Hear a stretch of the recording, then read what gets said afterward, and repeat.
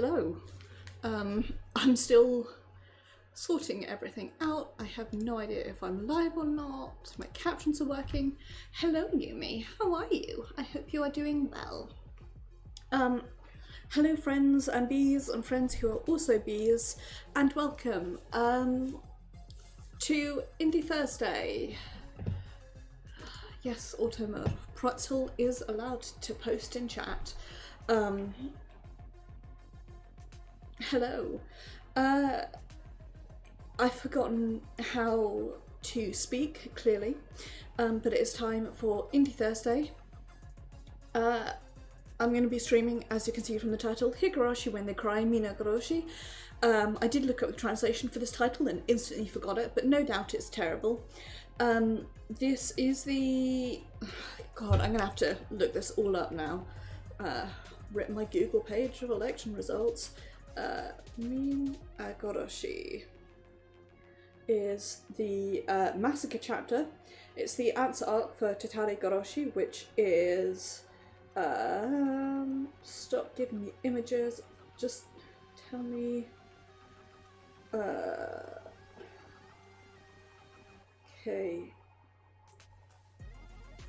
So this is the answer arc for Higurashi, which is the third chapter. It's been ages since I played a Higurashi game, so while I have a vague idea of what's going on, I'm at this point now about as blind as Keiichi is going into things, so I really don't know what's happening. But nonetheless, let's swap over to the GP. And as always, please tell me if it's too loud or too quiet or etc. I'm just going to turn it up a little bit because it feels quiet, but we'll see. Hold your ears, there's going to be a creepy baby noise soon.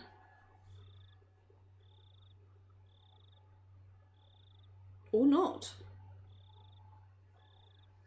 Clearly I just made that fucking bit up then. The story introduces the unit inside and out, using all the actors. This is no longer a story, it's a public autopsy for all to join. As I say, after loving someone, cut open their belly and eat their organs. It's the same with stories. The difficulty is quite mild, well suited for those with pride. I love that.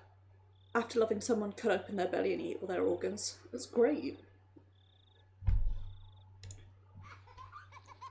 There's the creepy baby noise. You'd love to see it.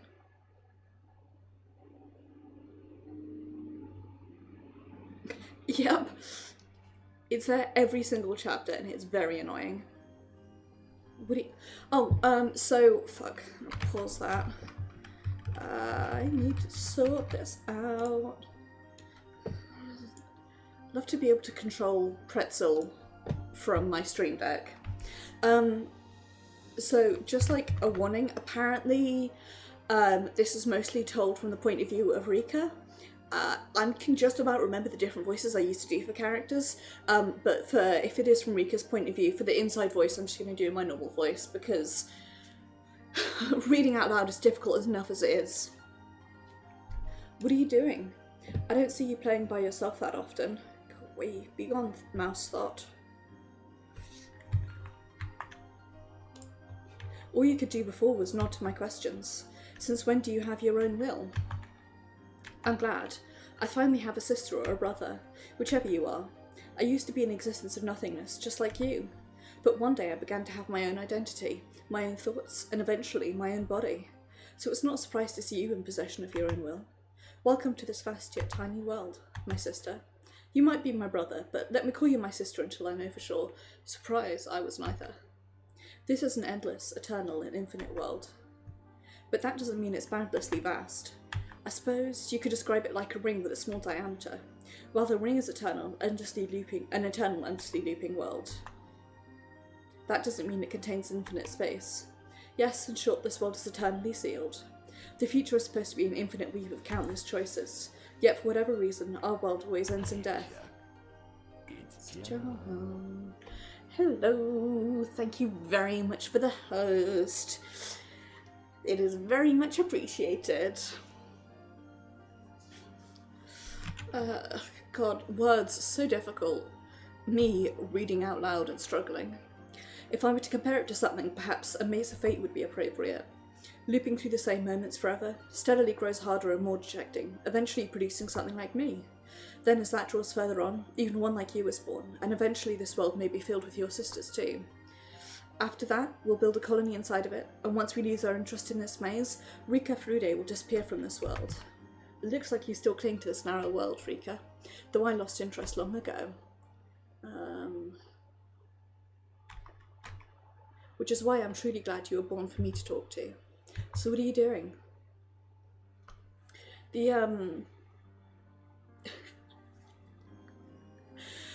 It's been strange, I'll tell you that.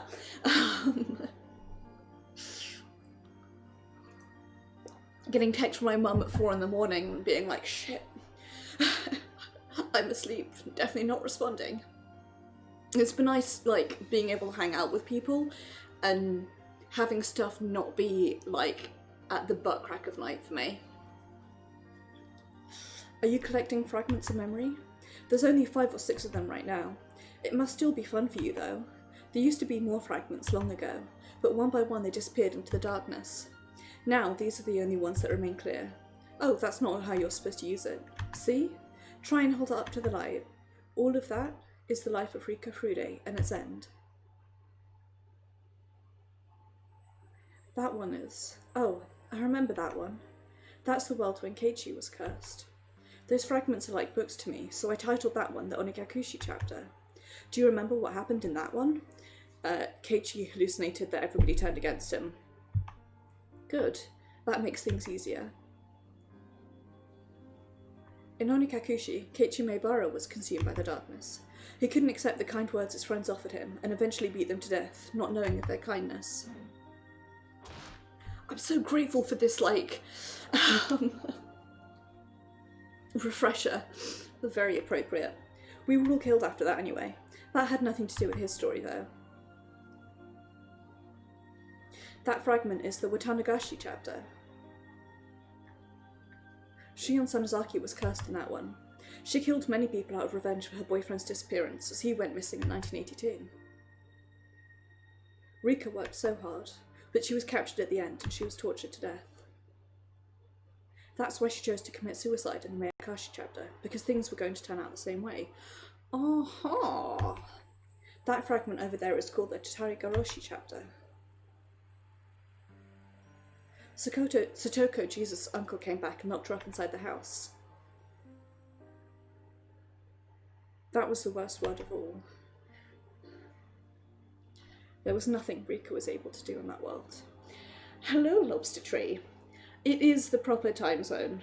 Meaning, of course, that your one is the fake time zone, but I feel like the Oster time is like a time unto itself. It doesn't rely on like physical time zones. It's just Oster time. There's nothing Rika was able to do in that world. Whenever Satoko's uncle comes back, Rika usually just gives up on that world. Fortunately, Satoko's uncle doesn't come back that frequently. That one is called the Tsumi Horoboshi chapter. Rika was there until just a moment ago. Exactly. Reina Ryugu was possessed in that world. It was pretty exciting to see her take over the whole school. It surprised me to learn that Keiichi Maebara had a memory of the other worlds, just like we do. It was pretty amazing, but then again, most of us have some kind of memory like this. So the TLDR is, I actually wanted to talk about this. Yumi, I presume that you've been watching Lynn's, what's it called? Lynn's stream of the, like, series of games that came out after this. Make my desk wobble. The basic concept, Oster, is that there is this town called Hinamizawa, which possibly has a malevolent god attached to it, or is possibly just kind of a shitty place to live. And it has this cursed timeline where through like the period at the end of June, bad things always happen. And so this is the 7th chapter. The 4th chapter is kind of a prequel to this story.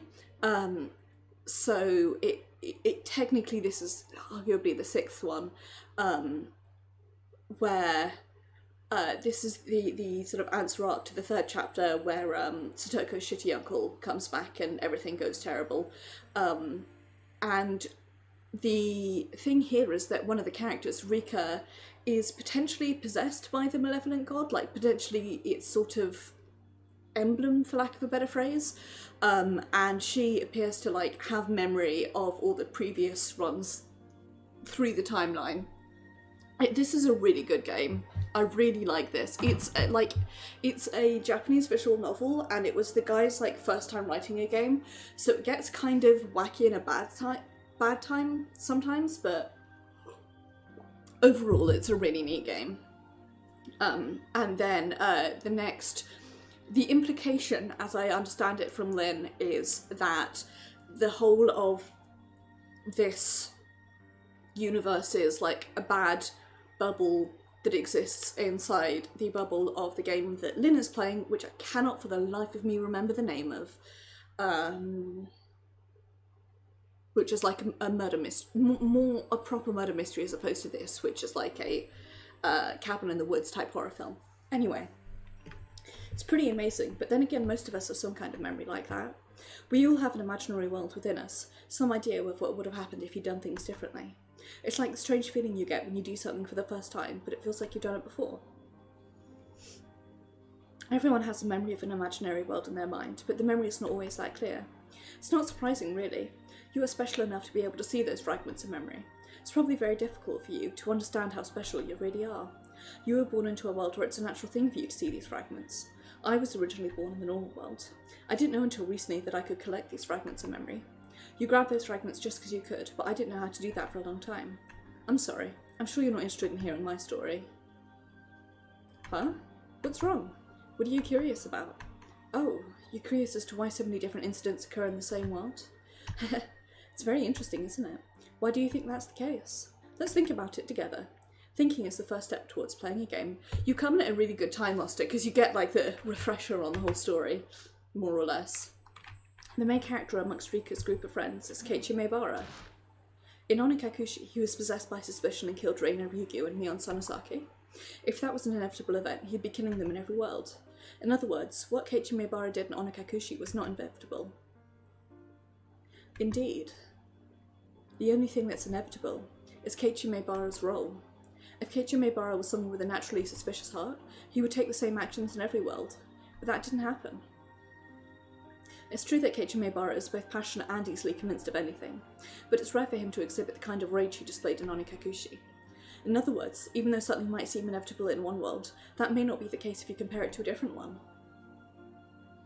If something really is inevitable, it will happen for sure in every life. That's what true inevitability is like.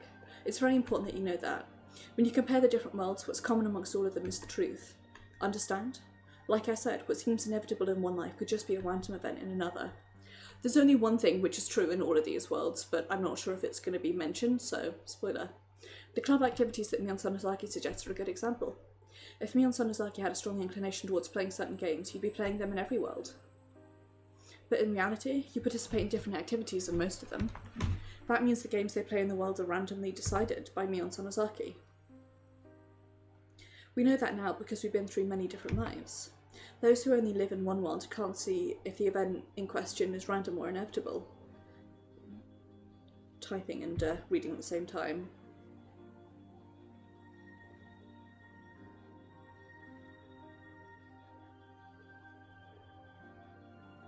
Right, sorry, I'm distracted there. Those who only live once can't predict what's going on in Mion Sanosaki's mind, but we can. Although the activities are random, Mion Sanosaki calls us together for the club meeting almost every day in every life. I can see that Mion Sanosaki holds a strong will towards having a club meeting. Mion Sanosaki always wants to play with the other club members, but she doesn't know what to play. See?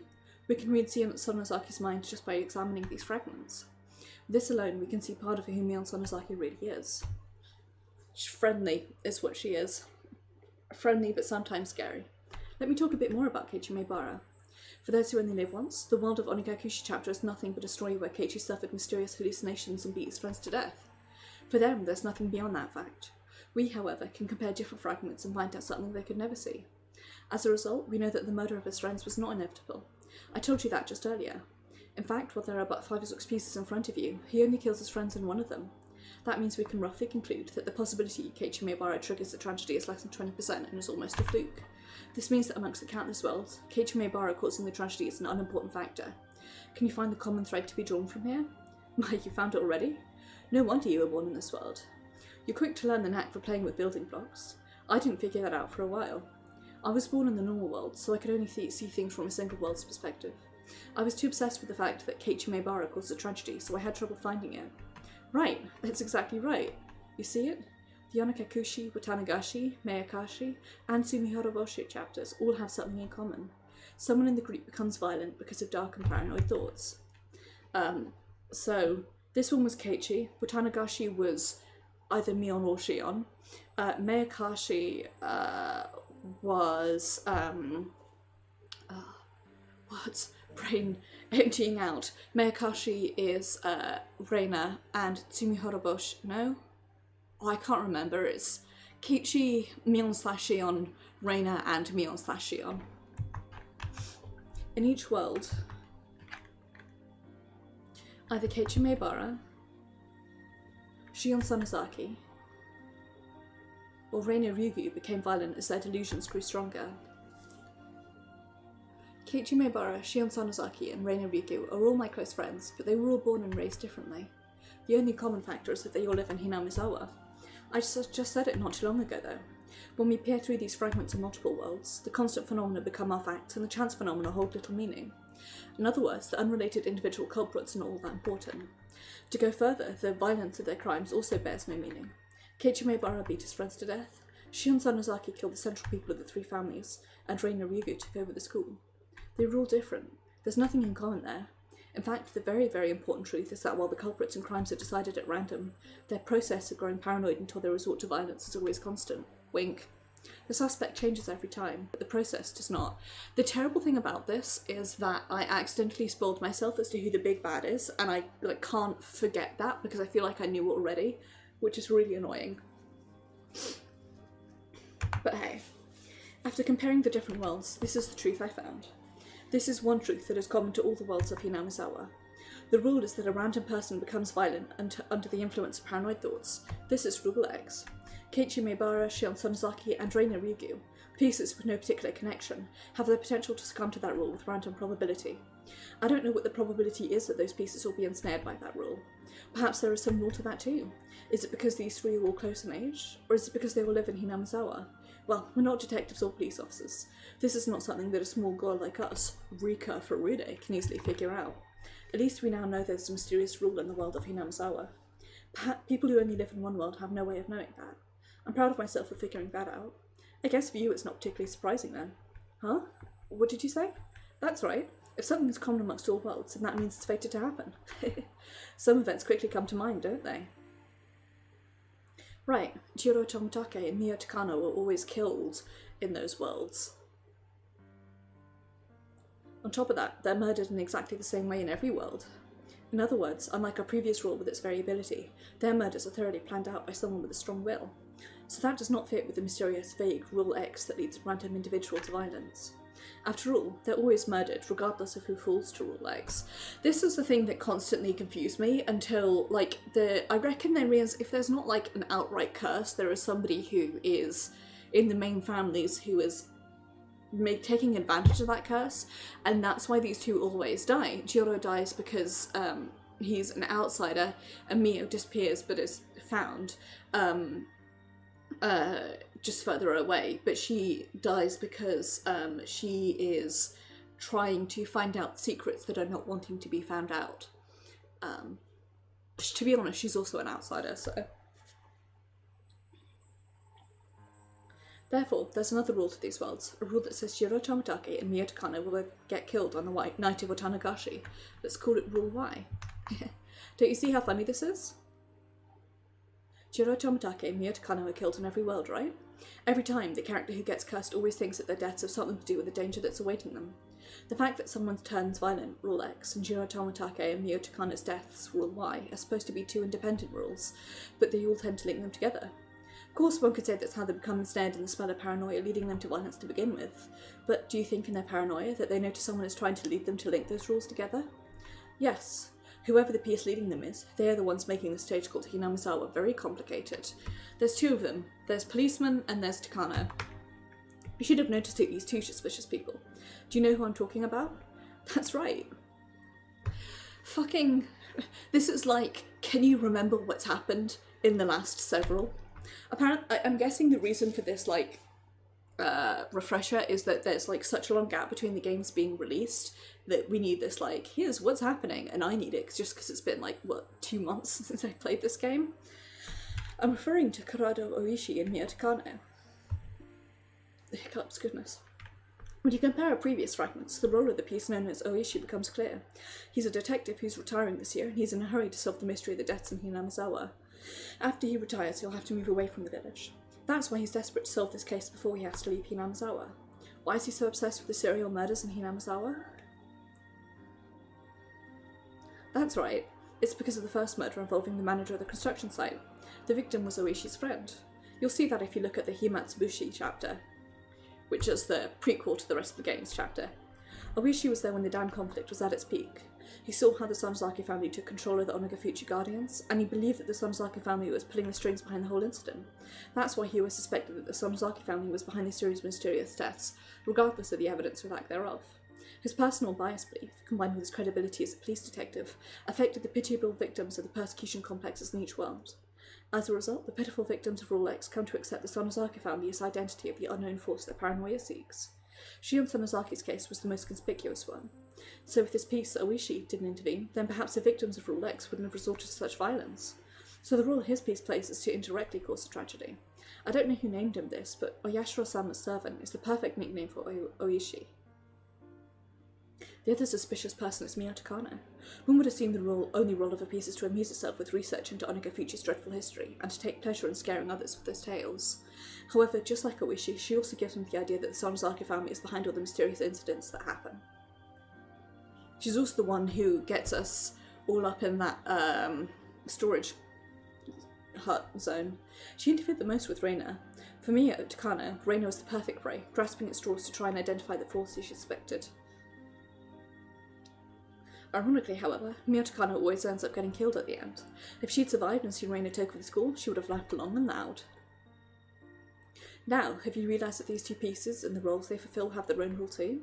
They talk about the Sonozaki family and the listeners always believe them. This is Rule Z, and what a humorous rule it is. You should already have an answer to this mystery in your fragments on hand. The fact is that the Sonozaki family always acts as if they're responsible, no matter if they are or not. They always pretend to be the villains in order to make sure that people continue to fear them.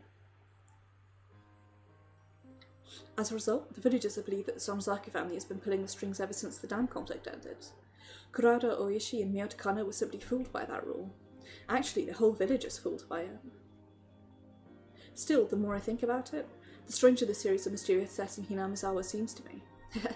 Do you know why? Nearly all of the fragments and memories we have are from 1983, and so I have no idea about the incidents from 1980 to 1982. But it's likely that interpreting these murders as serial is simply a result of falling victim to Rule Z, believing that the Sonozaki family is pulling the strings behind everything. In short, they may be trying to conflate these multiple crimes, which each happen for different reasons, into one big case. Well, I have no way of discerning the truth from the fragments here. Still, perhaps something like that lies in one of them. Each case was supposed to have been solved individually, after all. The only one that I truly believe is unrelated to, like, the village as a whole is Satoko's aunt. Because I genuinely and absolutely think what happened there is Satoshi, regardless of whether or not he was influenced to by anyone, you know, he was the murderer there. You know, this isn't, I think Satoshi was the one to perhaps break the chain. We don't know if that theory is sound or irrational, but it might surprisingly be an element we can't ignore. That reminds me, Chion said something intriguing in the Minagoroshi chapter. That curse system she came up with. Do you remember that? Her theory was that the villagers believe they're allowed to kill an enemy or the knight in the village of Minagoroshi in the name of Oyashiro-sama's curse, and the foundation of murder is allowed on that night alone is the true identity of the curse. Since most of the fragments here are from 1983, there's nothing to back the validity of Shion's theory, but there are still interesting things about it. Her theory is that the suspect is not the one who's committing the crime. It's the environment that's causing the murder. Ain't that the truth? People in a single world tend to analyse a criminal's life to determine the process that led them to crime, but her idea is different. The real crime is committed not by the criminals, but by the environment. In other words, it may only be happenstance that Robber A committed the crime, and the environment of poverty may have created Robber B instead, or perhaps even Robber C. A may not even be a criminal in another world. Therefore, the real criminal is not A, but the environment that creates them. And while people in a single world may be able to reach such an idea, the widespread desire to place blame commonly causes A to be lynched by society, while the environment that gave rise to A goes ignored. Did I confuse you? I'm sorry. Perhaps that example was actually harder to understand. It was perfectly clear. It was easy for me to see it like that because I'm from the normal world. Let me make it simple for you. The culprit behind the tragedy in many worlds isn't individuals like Keiichi or Sonozaki, but the environment. So Rule X is the true culprit at fault. You're earning good marks if you can grasp that, even if we don't know the identity of Rule X. And if you can grasp the 3 rules governing this stage called Hinamizawa, X, Y, and Z, then you're earning very good marks. So long as you understand those rules, then even if this is your first experienced world, you should be able to easily find the truth without distraction. See? Isn't it fun? Merely 3 simple rules are interacting on the stage, creating a kaleidoscope of different worlds. This is probably a very unusual case. In other locations, you shouldn't be able to see such extreme variation even after leaping through several worlds. It keeps me entertained just staying here and watching these worlds revolve. Anyway, there's one more fact we can understand from these fragments of worlds. This is the biggest problem we Rika Furudes are facing. The fact that Rika Furude always dies each time. It's as if June 1983 is a dead end for her. Worse, there's no randomness to it. It's guaranteed to happen. In other words, it's the same pattern as the deaths of Jiro Tomitake and Miyoto Kano. It's following the exact same rule, Rule Y. Tomitake, Jiro, and Miyoto Kano were always murdered on the night of Minagoroshi. Rika Furude's date of death isn't always the same, but she's always dead by the middle of June. Jiro Tomitake and Miyoto Kano are probably attacked on the way home, so that's why it always happens on the same night. But for Rika, it's different. She takes different actions in every world, and her lifestyle is very unpredictable. For that reason, the day of her death is not always the same. However, she always dies in June, because a similar powerful conviction vows to kill her too. I'm trying to think this through. So in 1, we presume she dies of the tragedy. 2, she is killed by Shion-Mion. 3, she kills herself. 4, we don't know, but I believe it's the tragedy. I can't remember. 5 is Shion-Mion. 6 tragedy. How does she die in 6? Who knows? So can we assume that the same rule Y is killing them is also the rule behind her death? Is the same person killing all 3 of them? I don't know if it's the same person, but it's highly likely the same rule is at work. If it is the same is it the same person or the same organisation? Is it the same views, the same goals? Rika's most important goal is to escape her deadly fate. But it doesn't mean that she just wants to leave the village and survive. She wants to live happily in the village. All of her friends must also be happy too. That's Rika's happy future. The ideal future that she hopes for. It's tragic that we can't realise such a simple desire no matter how many times we repeat this. Though it's a tragedy we're only able to perceive because we're beings capable of comparing the fragments from different worlds. By the way, I have some interesting information. While Rika is almost always killed by Rule Y, have you noticed she's killed by Rule X in some worlds? Right, it happened in the Minagoroshi and the Minagoroshi chapters. Rika Furude committed suicide, but you can say she was more or less killed by Rule X via Shion in those worlds. In other words, this is a blunder for Rule Y. Rule Y is trying to kill Rika with a strong desire to achieve some aim, but she was killed before that as a result of unrelated Rule X. That might have caused them to show some disturbance. Rule Y's objective is simply to bury Rika, and that's not a problem. I'm getting my brain all mixed up now.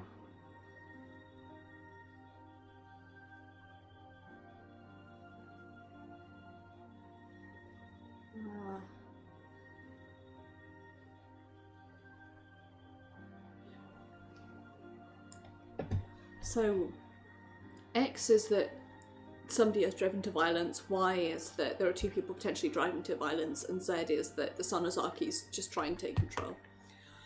If Y's objective is simply to bury Rika, then that's not a problem.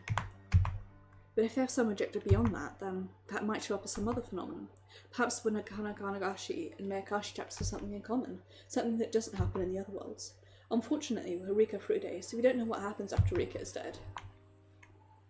Or, by any chance, do you know what happened? Since I'm Rika Furude, I only know of events during Rika's life.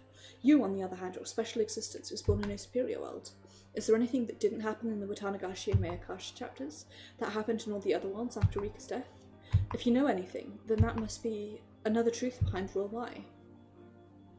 I'm guessing this is the tragedy, Hinamizawa tragedy. Memories I have of Rule mainly about the chaos brought about by Rika's friends, that is, Rule X, but its foundation, Rule Z, and the obvious hostility common amongst old worlds, World Y, are what I believe to be the true rules governing this stage. If so, then Rika's path is a thorny one. She needs to fight Rule Y in order to survive. Unless she defeats it, she has no future past June 1983. And to win her own happiness, she must also beat Rule X to win her friend's safety. So long as that's undefeated, one of Rika's precious friends may be led to tragedy. If that happens, then even should Rika survive, she wouldn't have the happy future she hopes for. She may also have to defeat Rule Z, just as Shion Samazaki faced it in Minagoroshi. So long as Rule Z remains, then even if she escapes 1983, it's possible another tragedy may lie waiting in 1984. It's extremely likely that Rule Z is a breeding ground for Rule X. Hinamizawa's fundamental belief that the Samazaki family is behind everything, and the custom that anything can be misconstrued as a curse, may indirectly be the root of all evil here. People are not surprised to see somebody die in the night of Watanagashi. That type of thinking is keeping the curse alive in Hinamizawa, where it causes even more tragedy. It's Rule Z reinforcing itself. Rules X, Y, and Z. There are 3 rules that hunt Rika down in the eternal June of 1983. They rule tough obstacles. We didn't even figure out these 3 common rules until recently. Were you aware of them? If you were, I'll give you straight A's. I've tried so hard in the past to break these rules, but I was never successful. However, a miracle happened in the Higurashi chapter. Keiichi Maebara was able to recognise a small fragment from another world by chance, and he beat Rule X. In the end, Rika was still killed that night by Rule Y though. But still, one rule was defeated. That was a huge leap forward. Rika knew there were 3 common rules amongst the worlds, but she could never break any of them. Eventually, she gave up and lost interest in the worlds. That's how I was born. However, she's different now. She learned something valuable from Keiichi Maebara. I need to remember how she dies in books chapter 6, because I cannot for the life of me remember.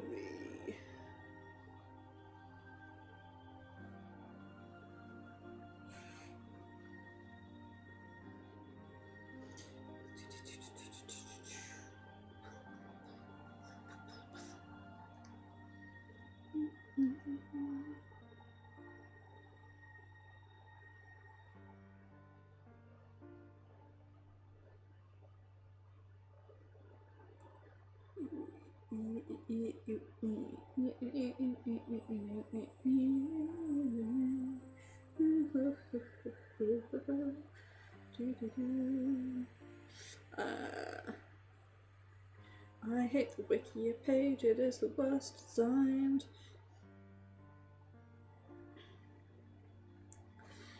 Worst designed website of all time.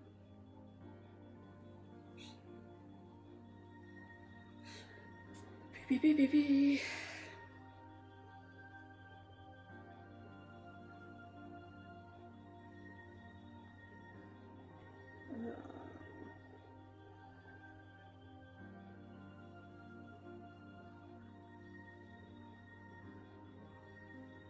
Okay, so Rika is murdered in 1983, in chapter 6 rather, but I can't remember how or why.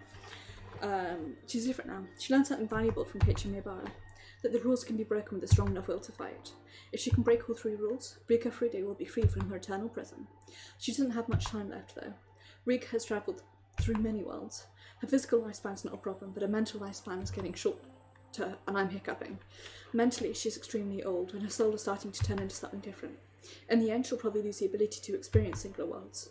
She's already showing those signs, and eventually her memories from parallel worlds will mix together, ultimately causing her derangement and the loss of Rika Furude's soul. Then, she will disappear. That means that you and I are going to be left in this dark world. The fragments of our memories will gradually disappear, and we will be left alone with the eternal darkness. Eventually, we will die. Rika Furude is aware of that. She knows that her mental lifespan is getting shorter and shorter. Hanyu is also losing her powers. She can't rewind through years of time like she used to. Her power has decreased so much she can barely rewind 1 month of time. Actually, she can only rewind a few weeks. In the next world, she should only have about 2 weeks of time. Rika Furude is going to try and break all 3 rules in just those 2 weeks.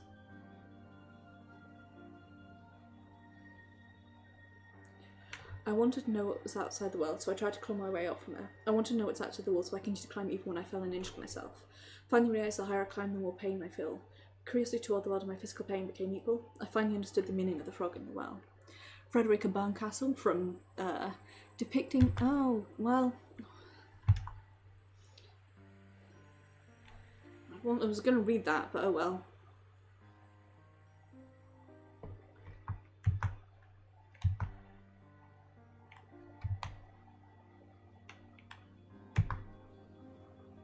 Like this bubble background we've got going on here. I felt no gravity in the darkness and lost all my senses as a result. I banged my head on the floor with a dull thud. Seeing stars behind my eyelids, I curled into a ball while holding my head in pain. Are you okay? Did you get hurt? Rika, please say something. I had no idea why I was in this situation, but as soon as I heard their voices from the top of the cliff, I realised that I must have fallen. Ah, I remember. I was playing behind the shrine with the rest of the club members. I got too excited and started doing something very dangerous. Then the tree branch broke. That's how I fell off the cliff. My body started to ache all over. I remembered how I felt, but I still felt strange for some reason. I couldn't remember what I was doing. No, it was more that I couldn't remember who Rika Furude was before I fell off the cliff. Ow, ow. I heard Hanyu's panicked voice. I looked behind me and saw Hanyu standing there with a scared look on her face. Hanyu? Ouch. What just happened? So for inside voice, I'm going to do my normal voice, which unfortunately is also my Keiichi voice, and then Hanyu and Rika will have the same out loud voice. Ouch. What just happened? Oh, you were playing with everyone and fell off the cliff. Are you okay? I don't care about that, Hanyu. What day is it today? What year and what month is it? I always ask this question first when something like this happens. She finally realised I was asking the same old question. It's June of 1983. The Watanagashi festival is next week, so... Oh dear, I only have that much time left? This is the best we can do, Hanyu muttered regretfully. I give her a different voice. It was the middle of June 1983. If this really was the best she could do, I had no choice. I couldn't complain. I gradually started to remember more things. This is June of 1983. I see. I was killed again. After Reina surrendered to the police, all of the classmates were given checkups at the clinic. I didn't get hurt, so I was sent back home after they determined that I had no injuries. My memory started getting vague from that point on, a common characteristic of my violent deaths. When my life is taken away violently, the memory before death becomes vague with static. It's like a violently ripped roll of toilet paper. That example should make it easy to understand even if it's uncouth. That's why I have no clear memory of what happened and how I died that night. I only have vague memories. I think someone covered my mouth with a handkerchief or something and I passed out. That's about the only thing that I remember, and only vaguely. I'm not even sure if it really happened. The only thing I know for sure is that I was attacked on my way home, or possibly after I got there, and that I was murdered suddenly. I don't know who killed me or how I was killed. I'm glad that I at least don't remember the horrific ending to my life every time it happens. Because of my experiences, I think I now understand why ghosts wander around this world, not knowing that they died so suddenly. If it's a death from a long-lasting illness, people tend to remember that they were sick. They can kind of assume that they died after being sick for a long time. When your memory is violently disrupted like mine, it can get quite confusing. When I first experienced this, I wasn't sure if I was dreaming or not. I even thought that I hit my head and lost my memory. I needed to organise things before I got too confused. My name is Rika Furude. People look at me in a special way, but that's not a big deal for me. All I want is a happy life where I can play around with my best friends. I can't remember how long I've been living just for the sake of obtaining that simple happiness. The planet girl here is named Hanyu. I'm the only one who can see her. Perhaps she only exists inside of my head? At any rate, Hanyu's invisible and can generally only interact with me. It'll be a long story if I try and explain Hanyu's existence, so I won't be doing that right now. Besides, I don't even know how I should talk about her. She's been there since I was born, and her existence is a natural thing for me. I saw everyone running up the gravel road toward me. They're my important and lovable best friends. Our group, active, boisterous, and we get serious about doing stupid things. I'm never bored when I'm around them, and I love them very much. Oh, Rika, are you okay? Did you sprain your ankle? And you too. I thought it was O that turned. Speaking of, oh well. Why did you get hurt? Let this old man have a look at it. Thank you so much. I just got a bump on my head. I think what I got was a bump at least. My injury wasn't as serious as everyone thought. When you hit your head, you still need to be cautious even if you're fine for the moment. That's true. You should get the coach to check you out just in case. That's a good idea.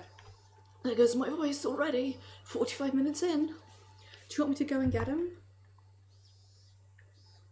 Yeah. We'll go ask somebody to use the phone and call him here. You don't need to do that. I'm totally fine. Rika?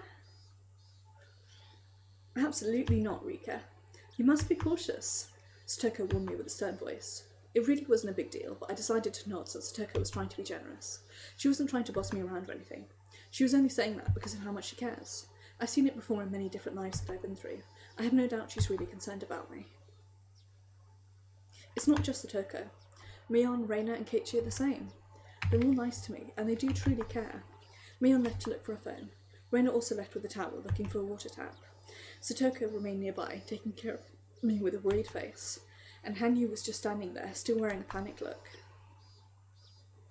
Keiichi seemed to be panicked too, but he was trying not to show it. He was standing by me, wearing a calm expression. Are you alright? I'm fine. It doesn't hurt anywhere. I'm glad you're not seriously injured. I was super worried.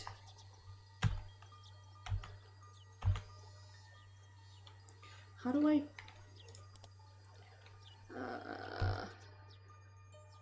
7. That's it. Jesus, what's wrong with me? I wouldn't feel anything special about his words if this was a while ago. But at that moment when Reina took over the classroom, when she hurt Mion, Keiichi tried his best to save Reina. Even so, he was more reliable than I ever imagined from his normal behaviour. He's usually an insensitive guy who hurts other people's feelings without noticing, but that's not his true self. He has a secret side. He's willing to sacrifice himself for other people. I was just observing that not too long ago. That's why I can honestly feel his generosity now. Now that I think about it, Keiichi regained a memory from another world that previous time around. Is it possible he carries that memory in this world too? If that's the case, I have some hope. Hanyu and I are totally powerless. Hanyu is only like heir to everyone but me, and I'm just a little girl. There's only so much that we can do ourselves. But Keiichi is different. He changed the fate that I'd once resigned myself to. He's somebody who may have the power to take me to my unseen future. If I can get Keiichi to understand me, he could be my hero. Perhaps I'm actually not expecting that much out of him. I just want somebody to understand my struggle of being stuck in this maze. Keiichi. I spoke to him slowly.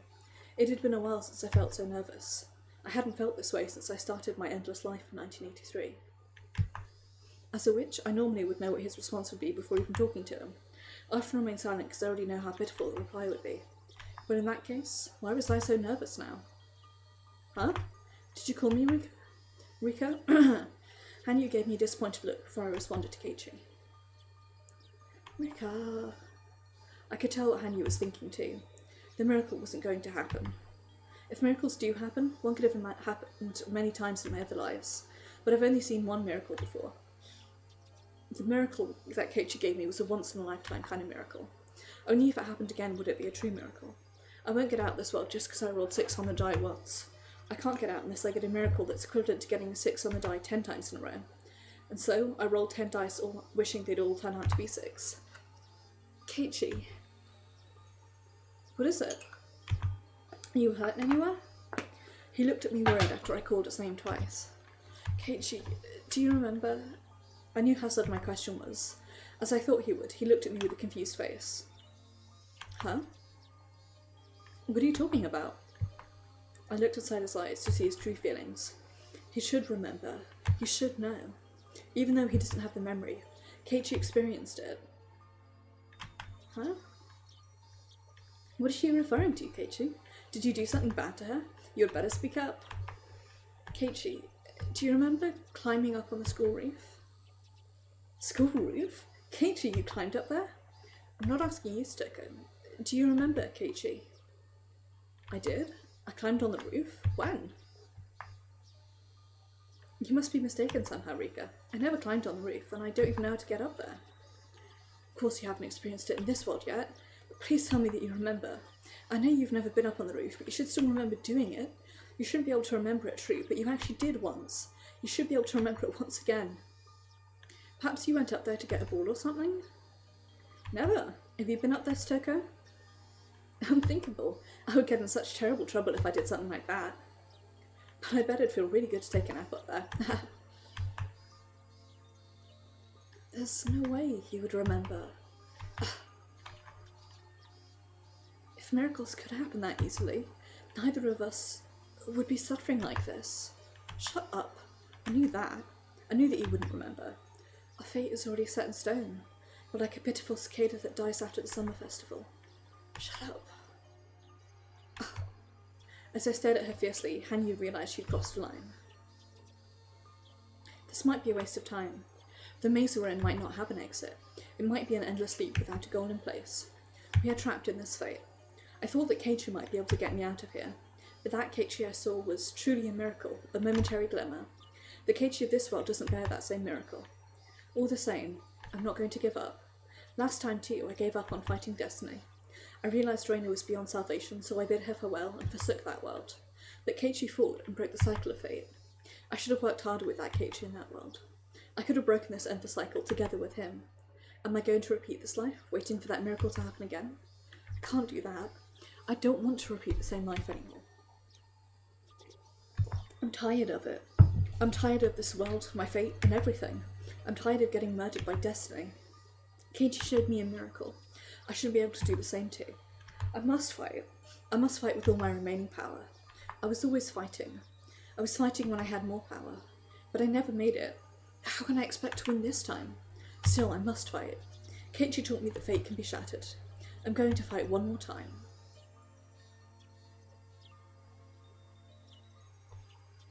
I'm intrigued by Hanyu, who is a new player on this stage.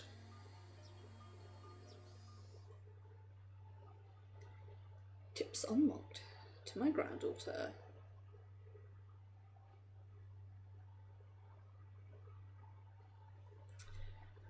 Achievement unlocked, breaking the cycle.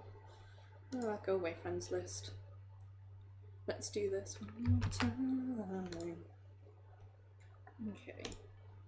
My plan for Thursdays, I'm going to start doing all 3 hour streams. So my plan is Tuesday and Thursday will be 8 to 11 Pacific, and then Saturday and Sunday will be 5 to 8 Pacific. I think that's just going to work better with how things are going at the moment. To my granddaughter, I'm sorry for leaving you like this. I just need you to understand I'd rather take my own life than be fearful of how many days I've left to live. That's why I'm writing this letter to you. I can't stand the fear of being unable to leave behind a will while my life is prolonged, even as I lose consciousness. In the end, there's nothing I can leave behind for you. I was unable to leave any of my achievements to this world. I was forgotten before I was dead. I leave this world a humiliated man, knowing that I had no appreciation from anyone. You must do better than me. You must achieve something that your grandfather was never able to achieve. I don't mind what field you choose. You must leave your mark on this world. You must leave behind your achievements. You will eventually die someday. You will eventually turn into ashes. As a human being, that's your inevitable fate. But if you achieve a great success, you will live forever even after you depart. Those who live beyond their deaths are called gods. I wish to become one, but I was unable to do so. So in my place, you must become a god someday. Dun dun dun.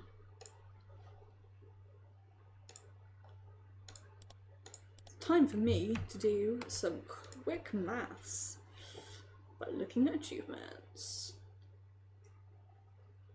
So, 1, 2, 3, 4, 8, 9, 10, 11. Okay, 11 chapters. Or more like 11 chapters and a prologue, so Whatever, that's fine.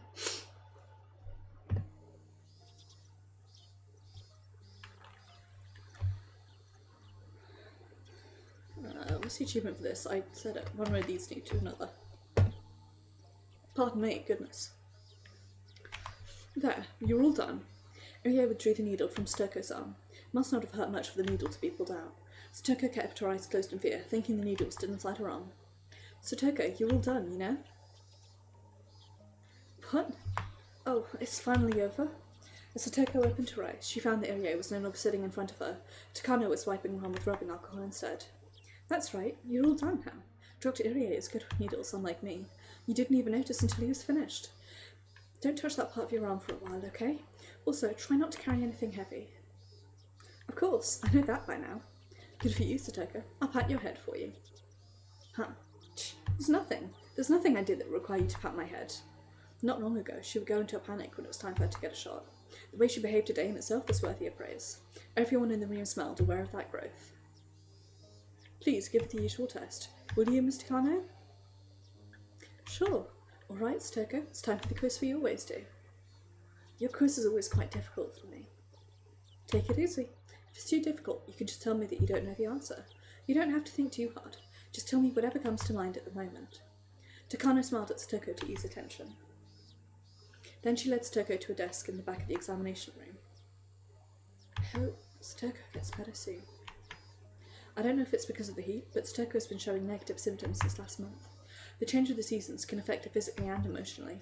It's not a surprise that this is happening to her. I'm going to see Irie and ask him how Stoko is doing. What are you going to do, Hanyu? I'm going to stay with Stoko. Thank you. I'll leave it to you. Hanyu went over to where Stoko was. Fortunately, I'm the only one who can see her. She won't be a distraction if she goes and observes Stoko's test. I, of course, would be a distraction like that. This is supposed to be a routine exam, but it seems like Takano is teasing her by giving her difficult questions. It'd be pretty funny to observe how Stoko reacts to them. I'm a little jealous that Hanyu gets to watch everything without being a bother to Stoko.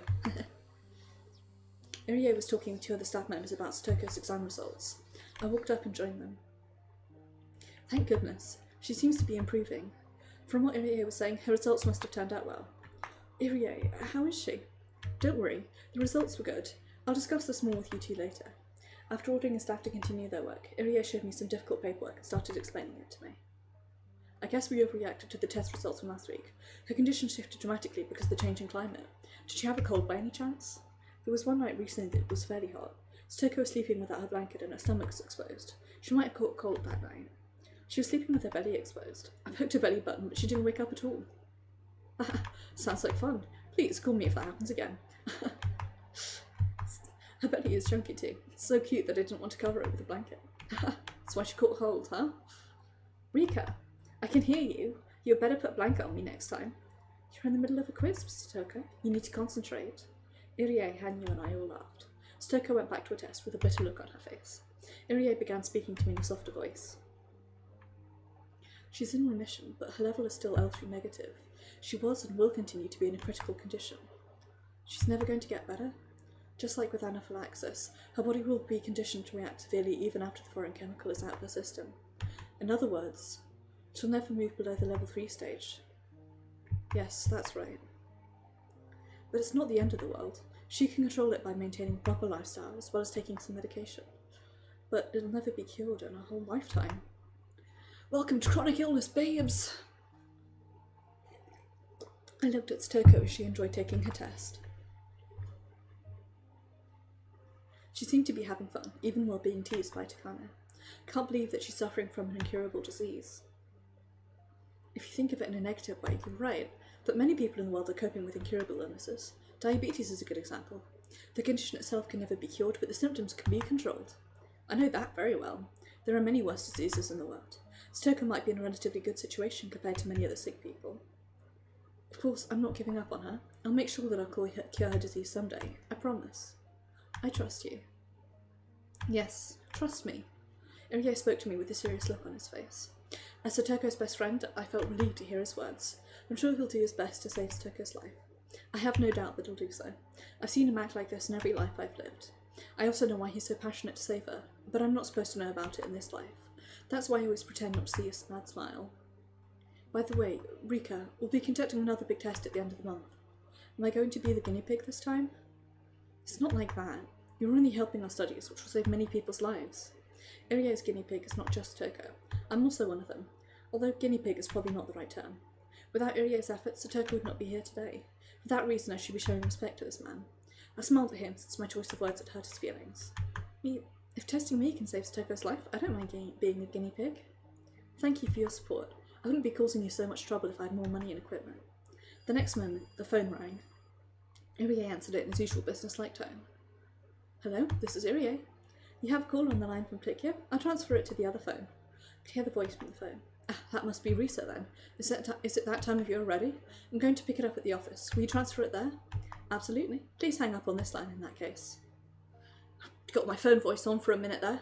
Okay, I'm sorry, Rika. I got a call from Tokyo. Don't mind me.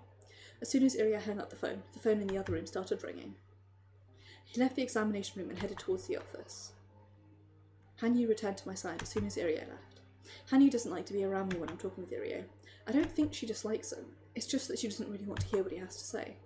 Irie doesn't mean harm, but Hanyu is often hurt by the things that come out of his mouth. How's Toko doing? She's not good at spot the difference like usual. I was able to find more differences than her.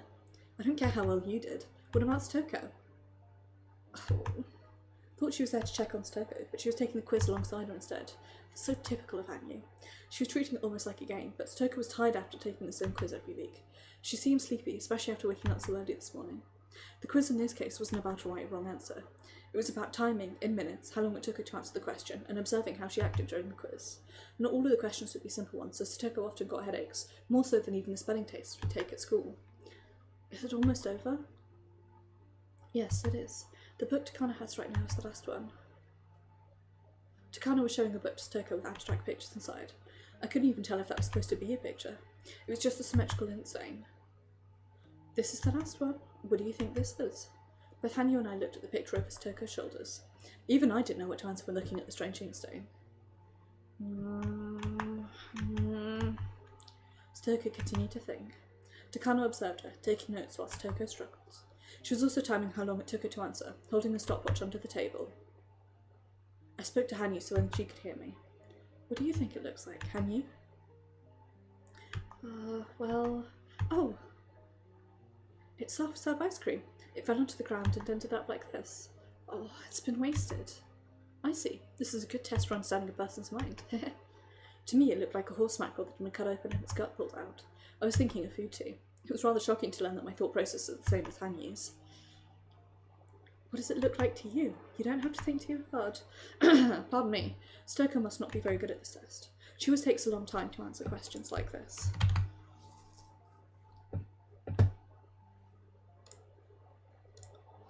Sorry. She finally opened her mouth to speak. It's like two butterflies on top of each other. Two butterflies on top of each other. Tell me more about it. Why are they on top of each other? Takano had continued to take notes as Toko spoke. Curious about what she was writing, I looked, but is that German? Can't read it at all. Takano was so mean. They were apart for quite some time, but having finally reunited, they're happy to see each other again. I apologise. I don't even know what I'm trying to say. No, you're doing just fine. You can tell me whatever's on your mind. That's the whole point of this test. Are you certain even such a strange answer is serving a purpose? Of course. For example, take this picture. You gave me a totally different answer last year. I can tell how you changed just by comparing how you respond. Really? I don't like this test. What did I even say last year? Takano smiled and took a note without answering her question. I tried to remember what her answer was, but I have more than 100 years worth of memories in my head. Hanyu might remember better than I do. As I looked at Hanyu, I realised she was standing there with a sad expression. I decided not to ask her. I could tell what kind of answers Toko gave back then just by looking at Hanyu's face. Last year, June 1982, that was when Satoko was being abused by her cruel aunt. Recalling that, I didn't even want to know what Satoko answered. But just a year later, the Satoko who was so worn down could no longer be seen. She became so strong. I know how difficult it was for her to stay tough and strong like this. Her growth over the past year is overwhelming to me. Are you done with the test? Irie returned from his office. Yes, we are finished. Satoko is handling it a lot better now. We were done pretty quick today. Oh, I did my best to ensure it was done with quickly. I have plans after this, so I can't stay here too long. You have something after this? Today is Sunday, right? We're doing a club activity at Mian's uncle's toy store today. No wonder you were so obedient with the test today. It was because you had plans. Sorry we held you for so long. Well, here's your stuff, Toko. Irie put a big paper bag on the table. He opened it up and gave her instructions about the medications. Toko had heard the same instructions over and over before, but Irie still continued to talk just the same. Since you're doing better, you can go back to 2 shots per day. Please give yourself a shot before lunch and before you go to bed. Make sure you change the needle every time. Don't ever use the same one twice. I'm prescribing this one in case you really need it when you're feeling sick. Yeah, same as usual, I know. Toko couldn't wait to meet our friends for the club activity. It made me feel happy to see her as excited as this. She only has to take 2 shots per day now. I'm glad. The number of shots she has to take per day each represents how well she's doing, so it's a good thing she has to take fewer. It's tough for her to give herself a shot 2 times a day. Oh, Hanyu grew quiet after hearing my comment. Hanyu makes a similar verbal tick to Reina does. Hello and ow. Irie handed her the paper bag after he finished his instructions. Rika, at last, it's over. Good job. You seemed anxious during the test today. Have fun with your friends. I'm sorry I was so tense. You have my thanks for all that you've done for me. Are you going to make it on time? I can give you a ride there. Oh, I also bought a new stuffed animal. It's in my car. You can give it a name if you like. Oh my, what sort of creature could it be? I wonder what I should name it. Well, what is it exactly? It's a cat again. One with tiger stripes this time. I think you'll like it a lot. Sadoko and Takano are good friends. They're both fond of stuffed animals. Every time Takano gets a new one, she brags about it to Satoko. That's all they have in common, but having a friend like Takano is a special thing for Satoko. She was part of the Hojo family who tried to portray the village. People at the clinic are the only adults who will even talk to Satoko. Haha, have fun at the club. You should suggest wearing maid uniforms for the punishment game. Either way, I'll see you next week. No, thank you. See you next week. Well, let's be going. Our battle today is not only against the club members. I'm itching to put my skills to the test. I bowed slightly and made to leave the examination room, but I soon realised something. Irie was looking at me with a sad expression on his face. Just with that look, I could tell what he wanted to say. Please take care of Satoko if something happens to her. I nodded at him and stepped out into the hallway with Satoko. My goodness, I'm used to these tests and quizzes, but they always leave me exhausted. You don't like taking the tests? Well, I don't, but they are my job. There's nothing I can do about that. Satoko is supporting Irie's research. She gets financial support by helping him out, or at least that's what Satoko thinks she's doing.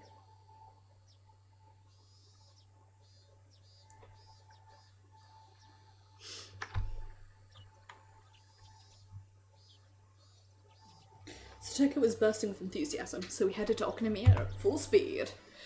We wound up waiting for Keiichi and the other club members for a long time. We got here early, but they were late. I think they were late the last time we did this too. Did it mean this was something that was meant to happen? It's unpleasant that I can't even change the most minor of fates.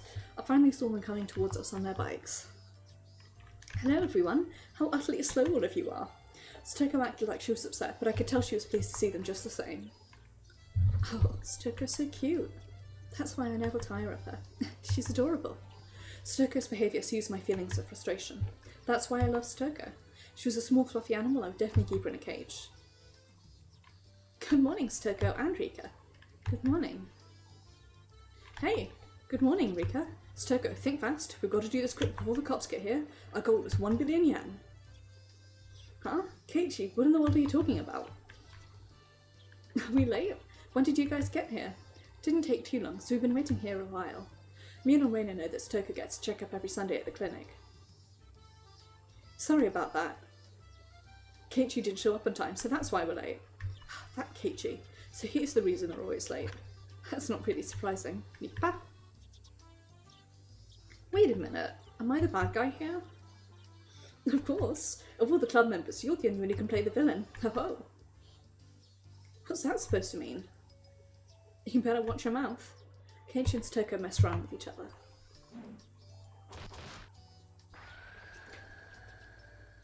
Satoko acted like she was crying and Reina punched Keiichi, knocking him out cold. It was the same old situation they always got into. I can watch this sort of thing forever. It's like having a glass of cold milk after taking a hot bath. Can never win against her. You should get up and move before she cracks your front teeth. We all laughed at him and finished greeting each other. They're as lively as always. Nothing's more precious than one's health. You're sounding like an old lady, Rika. Shut up, who cares what you think? I'm not going to eat any sweets if you keep on saying things like that. Oh. Hanyu seemed to be getting more depressed than usual. I should stop teasing her so much. It was a joke. Will you get off with me? Oh, I'm sorry. Hanyu loves sweet treats. She especially loves cake and ice cream. Since she can't eat anything, she has to depend on me when it comes to that. In other words, whatever I eat, Hanyu can taste too. Even if Hanyu craves something, it doesn't mean anything if I don't eat it. In other words, I have total control of what she eats. That's why it's fun to tease her with saying what I'll eat and what I won't. It's almost as fun as teasing Stoker. Oh, you seem to be in a good mood today, Rika. I want to take you home. You'll be arrested if you do that, you know? Hey, Mion, the store owner is calling you. Rika, did you hear? There's to be a prize for the club activity today. I remember. Mion was going to be paying 50,000 yen out of her pocket as a prize. Couldn't believe she could just afford that. Therefore, I have to assume she has some kind of guarantee she won't lose. And do you know what it is? It's 50,000 yen. 50,000 yen. Stoko stared at me. Oh no. She was expecting me to be surprised to hear that the prize was 50,000 yen. It's natural to be surprised after hearing that sum. But I didn't react because I already knew it. Perhaps I gave the impression that I've known it for a long time. Keiichi, isn't it amazing that the prize is 50,000 yen? 50,000 yen? The heck is that? It's like 5 years worth of Keiichi GNP. Steko said the same thing to Keiichi. She probably assumed that I wasn't listening to her, so she decided to talk to Keiichi instead. Oh, that was just a small mistake. I'm fine. If I get 50,000 yen, I can get a lifetime supply of soy sauce. Wait, wherever would you buy soy sauce with a price like that? Because a certain someone always gives me dirty look when I ask her to go and get soy sauce from the store, Nipa. You're so mean, Rika. How much soy sauce do you think you can even get for 50,000 yen? Man, I want to see. Keiichi joined the conversation, which finally brought us back to our normal pace. In order to pursue a greater happiness, I need to sacrifice a smaller one.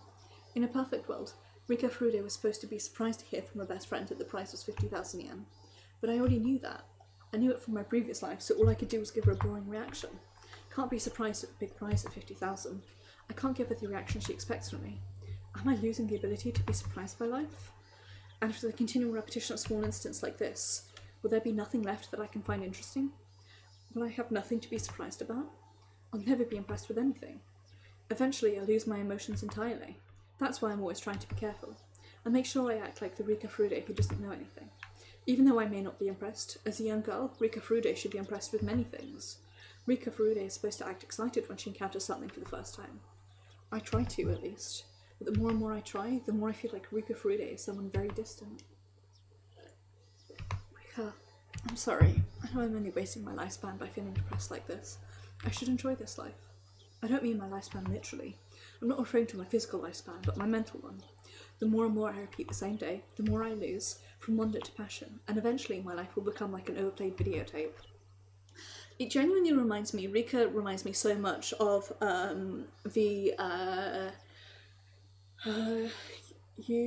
Yuki from Melancholy of Haruhi Part 2, the one where the worlds repeat over and over again, and Yuki's the only body, she's the only person who notices. Makes me think a lot of that. If I'm tired of that tape, I have a choice to close my eyes and sleep. By the time I wake up, the video should be over. But in reality, my life is not a beat-up old videotape. If I close my eyes and sleep, that'd be my death.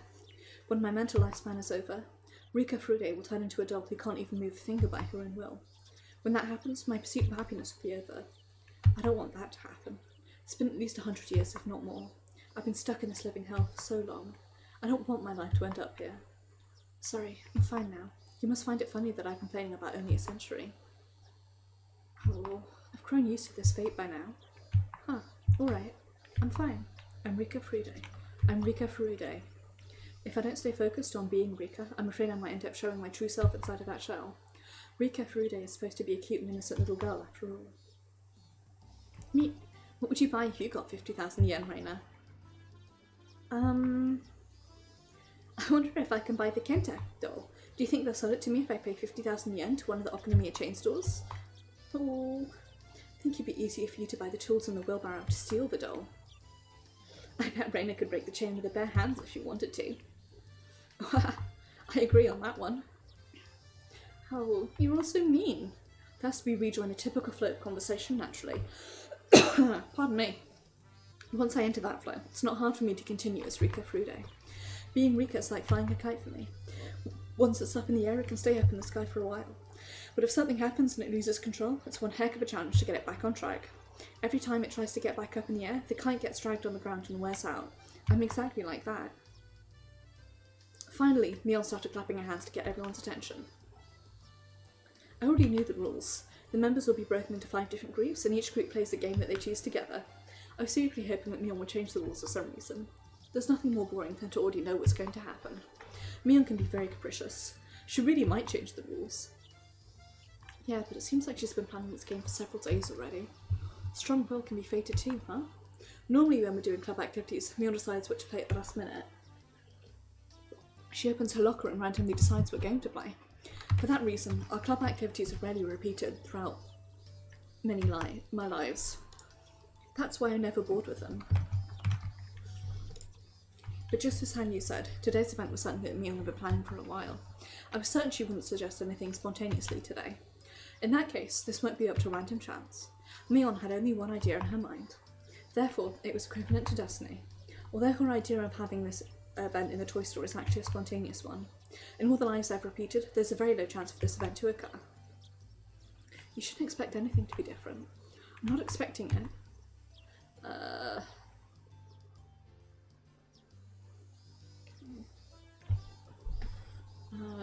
Right, I see. Of course I was lying just now. Yeah. Of course I was lying just now. I was hoping that Mion would suggest a new rule for the game. If it was the same rules again, I'd be suffering for a few minutes while I listened to her instructions. Nothing is more frustrating than walking the same path over and over again. Please, Mion, please change my fate. Please. First, we're going to be divided into 5 different groups. The winner from each table... It was the same rules after all. Sorry, I was holding on to a small hope. Small hopes will hurt you, Rika. You're right. You've told me so many times, but I never learn. Hanyu has taught me so many times. She taught me the trick to swimming in the flow of destiny. The flow of destiny is just like a river's. By going with the flow, I can swim the direction I want to some extent, but of course trying to swim against the flow requires great effort. Allowing myself to drift causes the least amount of strain. So, of course, some currents are impossible to resist even with great effort. If I recklessly try to resist without realising it's impossible, then I'll only wear myself up needlessly, just as if fighting a river's current. So Hanyu taught me to read those currents. So I had to mute myself and have a quick cough there because reading out loud a lot, surprisingly, I'm struggling. Beep, beep, beep, beep. Toot, toot. Anyway, stay focused, me. I keep getting distracted because I'm thinking about the paper that I'm gonna, like, do one last draft of and then submit tomorrow. And then I've got a shit ton of reading to do, so, like, uni stuff is distracting me. So Hanyu taught me to read those currents, which is why I should have easily imagined that the rules would be the same the moment I learned Mion had planned today's events in advance. Yet I still wish the rules would be different, a completely wasteful action. In the end, my hopes were betrayed, only leaving my heart worn out, and things like that caused me to separate further from Rika. Eventually I'll grow tired of everything, lose all interest, and die. A fate which can't be fought must be accepted. I know you can read the flow of destiny, Rika. You're right, my lifespan's already growing short. I should treasure what I have left. I sighed and pretended as though I was listening to what Mion was explaining. What's wrong, Rika? You bored? Keiichi surprised me all of a sudden. Are you talking to me? This has never happened before, so I thought he was talking to someone else. But it seemed like Keiichi really was talking to me. Yeah, you've looked bored ever since this morning. Are you sleepy from waking up too early? I was just thinking that I've already done this before. No one would understand what I mean anyway, but Keiichi might, and so I told him how I honestly felt. Huh? You serious? No wonder Mion seems so used to this. I'm looking forward to it since it's my first time there. I envied him for feeling that way. I sighed, knowing that I never will.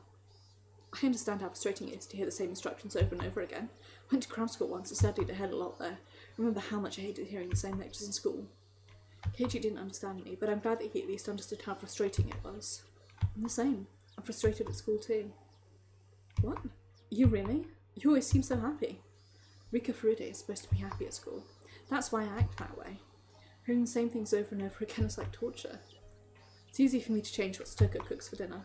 I can simply volunteer to cook instead of her, but I can't change what the teacher teaches at school every day. I have no choice but to be quiet and listen to her lecture. Yeah, there's nothing you can really do. You can't just tell the teacher to move on because you already know what she's teaching you. But this is a different story. It's a game. It is a game, but it's already predetermined. You don't know that. After all, we're being split into 5 tables by drawing lots, right? Plus, each group gets to choose what their table plays. There's no way to predict what games we'll do battle over or what exciting turnabouts await us today. But I can make a good guess. No, you can't. Kichi smiled as he contradicted me. That smile seemed so ignorant to me. While the groups will be decided by drawing lots, each club member will be in a different group. Keiichi, you'll be sitting over there. My table will be right there. I'll be playing a fishing game. You'll be playing a game called Billionaire. I don't know how, but last time we were broken into 5 separate groups. Couldn't have been a coincidence. I'm sure Mion did something to ensure it would end up like that. I'm 100% sure.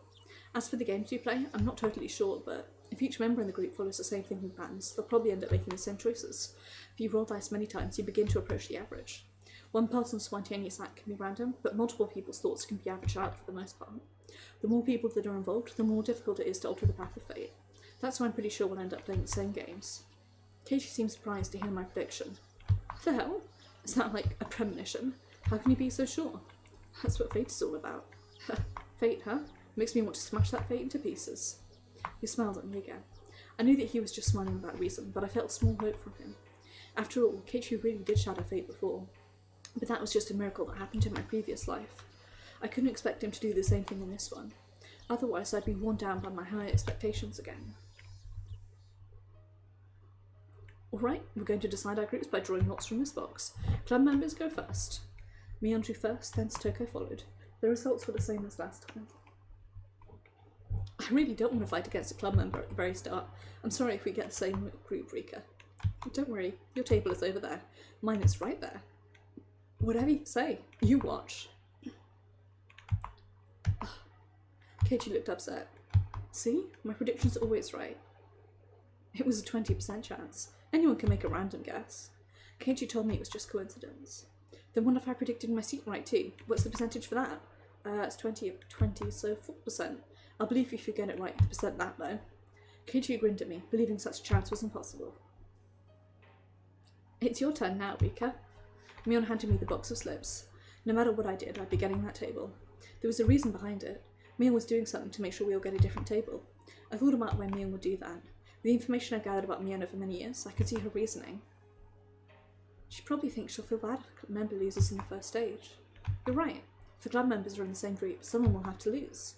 If everyone was in a different group, we'd all have a chance to move on to the second stage. That's why she was controlling this draw. I put my hand inside of the box, could feel several folded pieces of paper inside.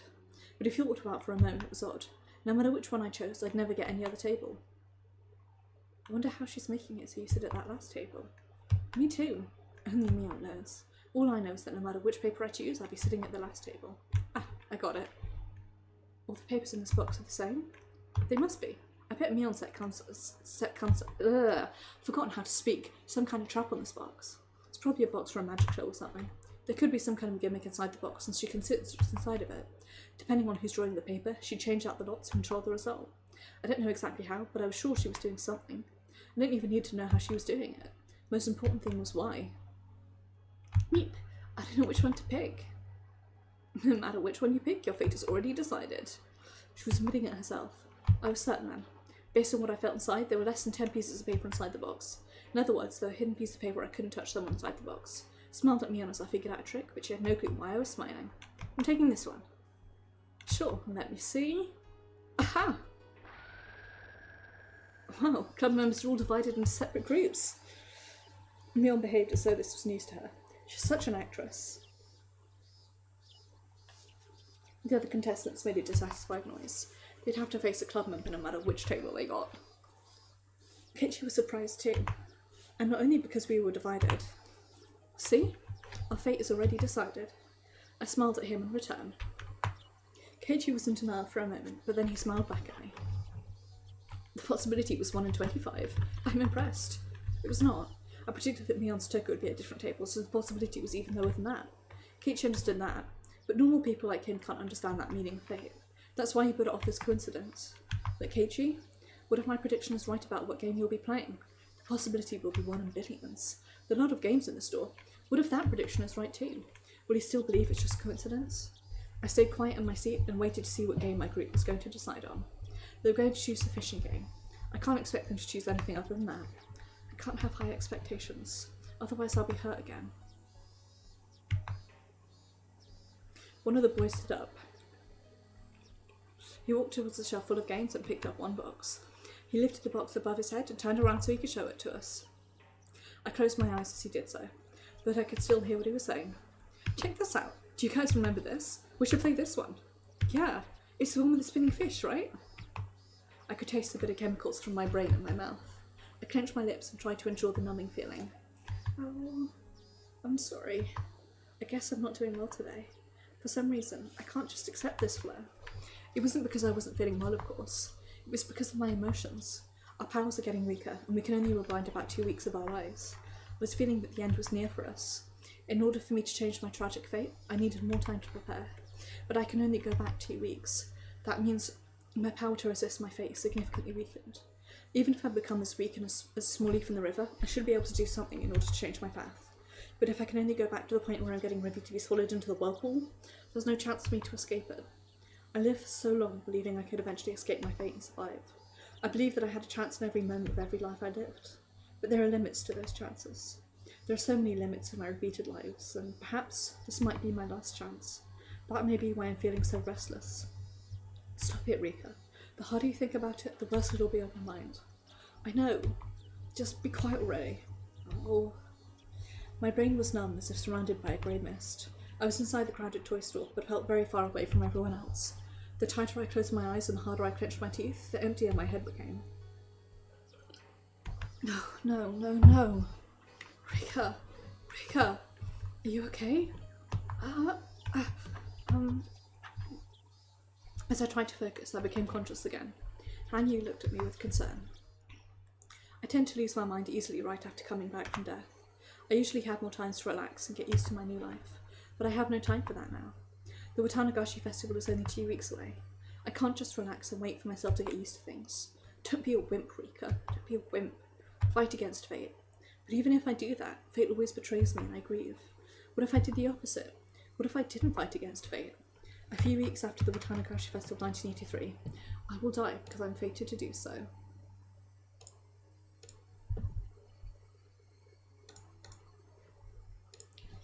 Fight, don't fight, fight, don't fight, fight, don't fight, fight, don't fight.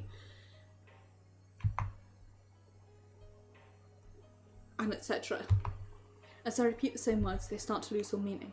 I feel like I was chanting something. I bit my tongue in my mind and forced myself to stop thinking about it.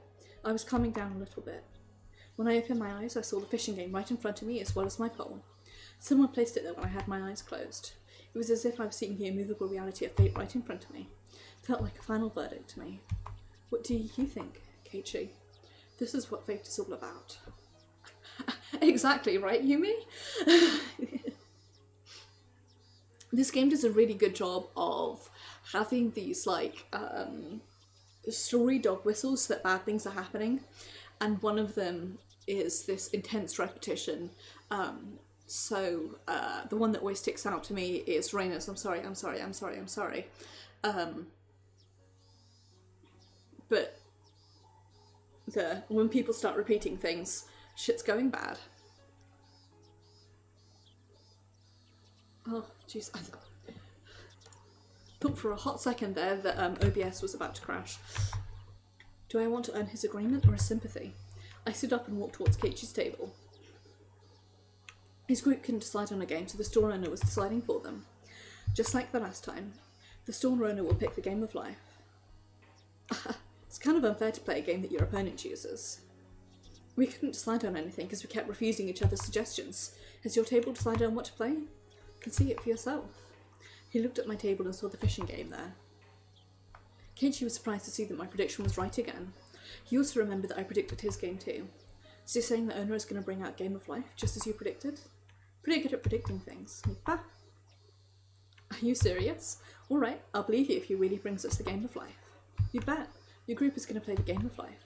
Fine, I'm willing to bait you. Don't you cheat and talk him into it. He wants you to play a game he has a lot of, so we'll be bringing that one out. I thought they played Billionaire. I remember it was covered by dust when he gave it to them last time. Since we had to buy the game if we lost, he was trying to sell products he had a surplus of. Therefore, he won't be choosing any game at random. He'll be looking for one with bad sales, with a strong will to do so. That will of his is going to make the pull of fate all the stronger. In that sense, there's no guarantee that he'd be choosing Game of Life specifically. He might choose something else that also overstocked. The owner finally reappeared with a box covered in dust. Oh, see? I told you so. He has a Game of Life box in his hands. Part of me that hoped it wouldn't be the Game of Life tasted bitterness at the betrayal, but the cynical part of me that expected it to happen found it amusing in a way. Felt like my personality was twisting more and more. Why'd you pick that game? Huh? Well, I just picked it at random. I found it in the pile of inventory I have in the back. It's not like I brought the most beat up one. When he heard that, the owner chose the game randomly. Keiichi shrugged his shoulders in confusion. Must be his way of surrendering. Hey, Rika, is this really a prediction? Well, some old people from the village once told me you're the reincarnation of a Yashiro-sama. Told me you have special powers. They said your predictions are always accurate. Is that really true? I was surprised that Keiichi actually believed the superstitious stories he heard from the elderly villagers. I just know that which is destined to happen. To make it clearer, it's because I've already witnessed this world once before. Damn, can't even make fun of you. Keiichi seemed like he was just fooling around. He probably only thinks I'm goofing around and acting haughty because my random predictions all came true. I had a hope for him. I thought the owner might bring a different game because Keiichi once had the power to change fate. But that didn't happen. I'm not surprised, but I felt betrayed again. It hurts. I'm on the bet. I speak to Keiichi sarcastically. Must be. What's happening now?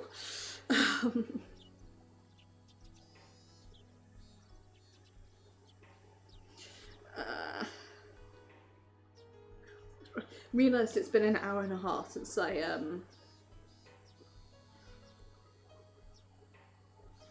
checked anything.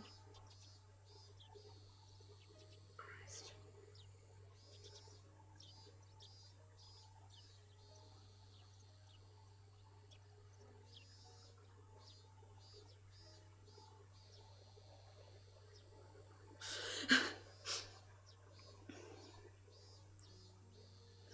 Sorry, I'm distracted and use Twitter as my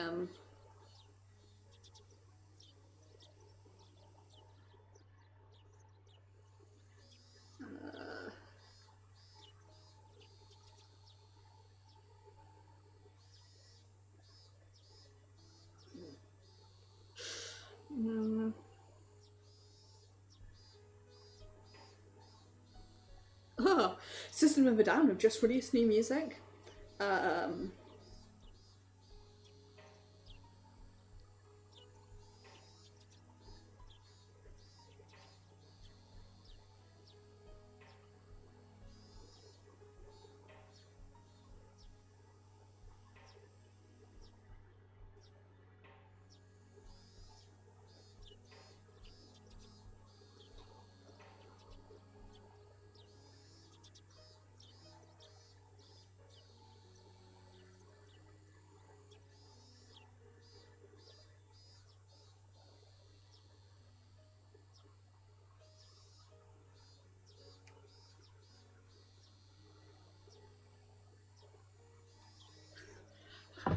Sorry, I got distracted there, checking Twitter to see if anything new and remarkable has happened in the last hour and a half. I spoke to Keiichi sarcastically. I wanted him to understand that no one can change the path of fate. People watching this on YouTube, the reason I say that is because it's the 5th of November, where all sorts of wild shit's happened since in this evening. I wanted him to understand that no one can change the path of fate. However, Keiichi did nothing but smile. Ha. Don't get carried away, Rika. Don't just say that you can read the future. For a guy, words like destiny and fate mean a lot more than you think. They're not things you can figure out that easily. Me? I had no idea who he was trying to say, but he made me nervous. It wasn't a scary feeling. No, it was closer to hope. You said it was fate that the owner would choose the game of life. I have to admit your prediction was correct, but you also said something else. What did I say? You said I was fated to play it. Yes, it was indeed his fate. Fate can change sometimes with uncertainty and time, but the possibility that it would change in this situation was very slight. I doubted that anything would turn out differently. In that case, I'll change that fate. Eh? Keiichi stood up in a hurry. Then he started talking to Tomita and Okamura, his group members. Sorry, but I own that game at home. I know every little rule about it. What? Is that true? Yep. So that won't be a fair game for us to play. Sir, I'm sorry, but can you give us a different game? Sure. I'll bring you guys a different one. He only picked up the game of life again and took it back into storage. As I remained there in shock, he returned with a game called Pop-Up Pirate. How about this one? Oh, that's the one where we stab a knife inside the barrel. What do you think, guys? This is a fair game, isn't it? Yeah, the rules are simple enough. Let's play that one. We've got a deal now. We're going to play Pop-Up Pirate. Keiichi winked at me as I stood there with my mouth open. It looked like he had just forcefully changed my prediction. But for me, it's not that simple. It was supposed to be fate. That's why the owner brought the game of life to their table. They were supposed to play that game. That's what happened the last time. That's what was supposed to happen. But he just changed that fate in front of my eyes like it was nothing. It's as if someone asked me to stand an egg on its end, and as I struggled to do so, Keiichi forcefully cracked the egg and made it stand up in front of me. I should have had a far greater power than Keiichi, but why was I feeling so weak? Was it because I wasn't trying to fight against fate so I wouldn't get hurt? Because I was going with the flow without trying too hard? What was I thinking? You looked so bored just a few minutes ago. I know why. You didn't want to play the fishing game, did you? Yeah, I'm not going to hide it anymore. Then that's easy. So I'm a witch who's been living for more than 100 years? So I thought I was better than everyone just because I can see the paths of fate? Stupid. Really am so stupid. Keiichi tapped me on the back. He was urging me to return to my table. The sensation of his touch filled up my heart with emotion. I wasn't going to stand idly by anymore. Thought I couldn't cheat fate. Thought 2 weeks wasn't enough. But Keiichi justified his fate in a matter of minutes. I feel bad for the fishies when I play the fishing game. I want to play something else. The other people at my table looked at me with confused expressions. The reactions were scaring me. Right at that moment, I could really feel that I was facing the impenetrable wall of fate. Even so, I have nothing to be scared of. Sure, what game do you want to play? We'll pick whatever you want. They accepted my suggestion and gave up on the fishing game so easily. That's right, I used to be much more aggressive before, but I became so tired and bitter and mean. I gave in to fate, but I'm not going to yield anymore. Keiichi taught me that. He didn't have any memories from his previous life, but Keiichi was still Keiichi. He'd never give in to fate. First time in a long while, I feel motivated to fight. If I want to, I can change destiny in 5 minutes. I have 2 whole weeks to work with. I'm different now. Sorry. I'm going to fight against fate. Let's do our best. In contrast to my motivation, Hanyu was wearing a sad expression.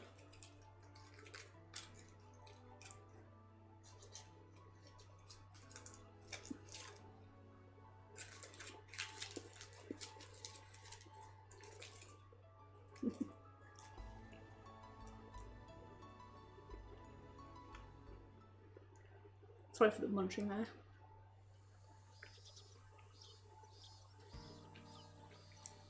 Munch, munch.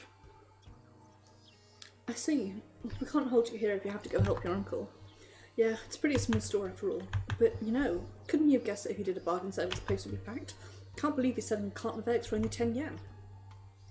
As you were getting ready to move on to the next stage, Mion got a call from work. This was fated to happen too. If I was still feeling depressed, I would have been disgusted with this situation. But after learning what it felt like to change fate, I was in a good mood. Keiichi and Mion seemed like they kept regretting they were unable to settle the match. They really are such good friends. I suppose we feel kind of jealous. We really do not have any other boys his age in our class, do we? I suppose Mion is something like a male friend to Keiichi. But Mion is a girl. She can't be another guy for him. Of course, I know that, but when they're together, they look like 2 boys hanging out. Reina and Stoko enjoyed the lingering excitement of the day, as they watched Mion and Keiichi happily goof off. Jesus, I really have forgotten how to speak. The thing is, like, Mion really is the non-binary queen that we deserve, you know? By gender fluid.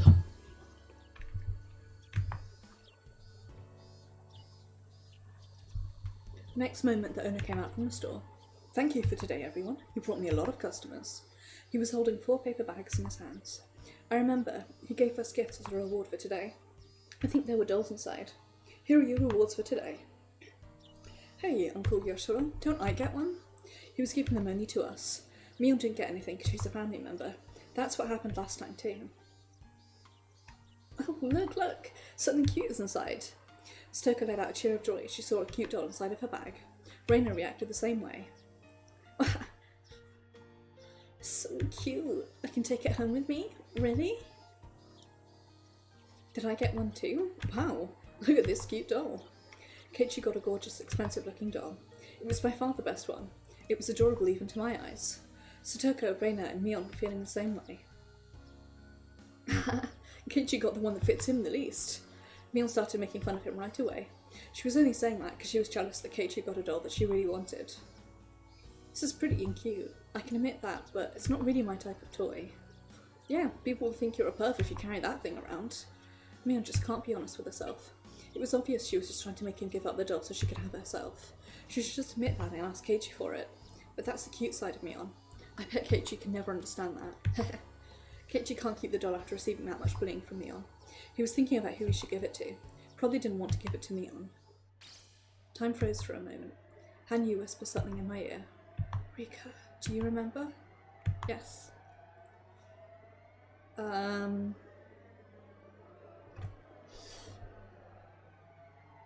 Fuck. Oh, shit the bed.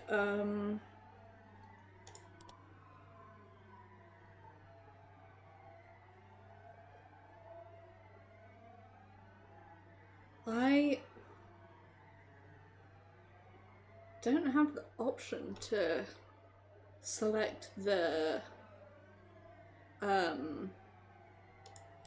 correct one. I'm gonna go with this.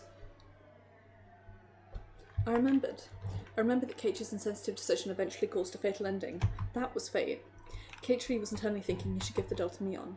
She was the only one who didn't get anything, so it'd be natural for him to give it to her. But the hesitation he was feeling was because Mion was such a close friend to him. He'd been treating Mion as if she were a male friend. It would be weird to give a doll to another boy. He was afraid that if he gave the doll to Mion, he would start looking at her as a girl from that point onwards. He wanted to continue his friendship with Mion without thinking about the difference in gender. He didn't want to ruin the relationship they had at that moment. That's why he couldn't give the doll to Mion. Even though she was the only one without a doll, he felt so hesitant. Of course, that was only how he felt. Mion didn't agree. In actuality, she wished he would treat her more like a girl. I walked closer to Keiichi so I could talk to him. If Mion heard me telling Keiichi to give her the doll, she would resist taking it. I had to make sure that no one but Keiichi could hear me. I also had to make this very quick. I poked Keiichi in the back. Huh? Keiichi, the person who really wants that doll is the one who's bullying you the most about it. I was going to say that, but Keiichi opened his mouth first, even before I could say anything to him. I know. I hadn't said anything to him yet, but Keiichi told me that he knew. I felt confused, not knowing what he just meant. He turned around to face Mion, smiling mischievously. Mion, if you think I'd look like a puppet with this doll, who do you think deserves to have it, huh? I don't know. All I'm saying is that dolls aren't for boys. See, then I guess you can have it. Yeah. Voice dying. Keiichi tossed the doll to Mion as if passing her a basketball, as if forcing her to carry his bag or something. Mion's face quickly turned red. Feeling shy, Keiichi turned away from her.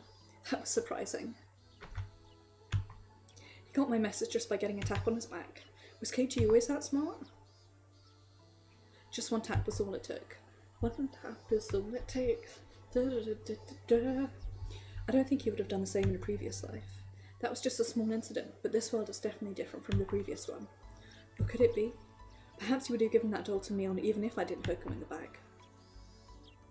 Does he have memories from previous worlds after all?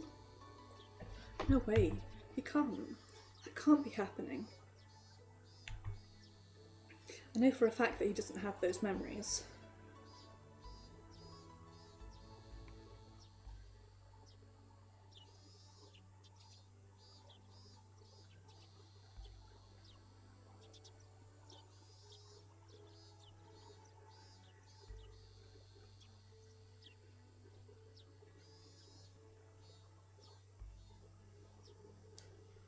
Sorry.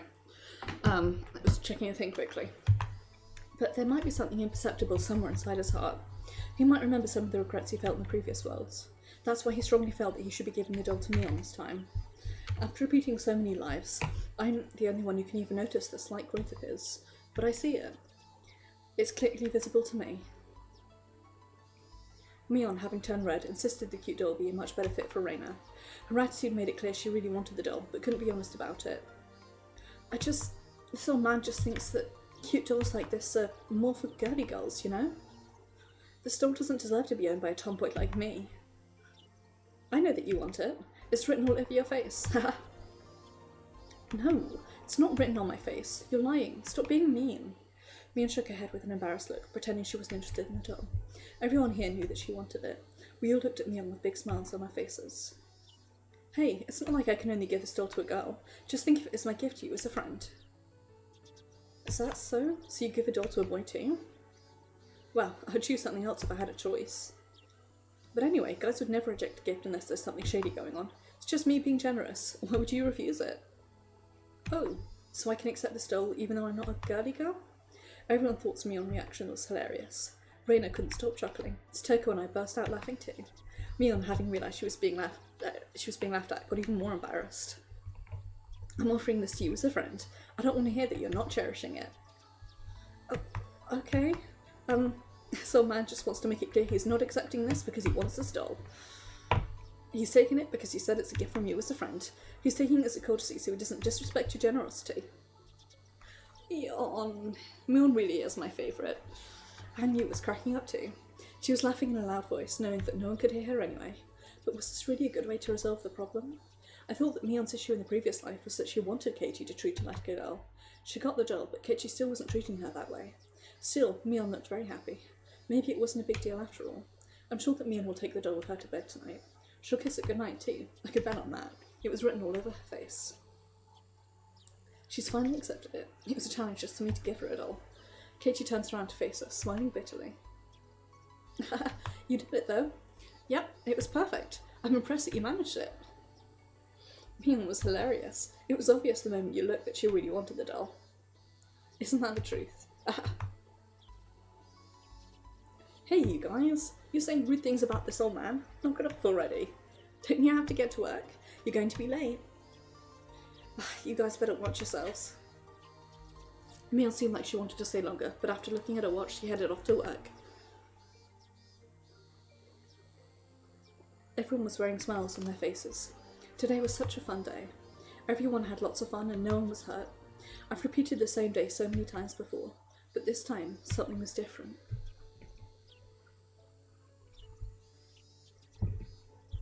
It's like I rolled a die and got a 6, and then I rolled it again and got a 6 again. I don't know if this was just a lucky coincidence or if it was meant to be. It's as if the god of fate is celebrating my motivation to fight against him.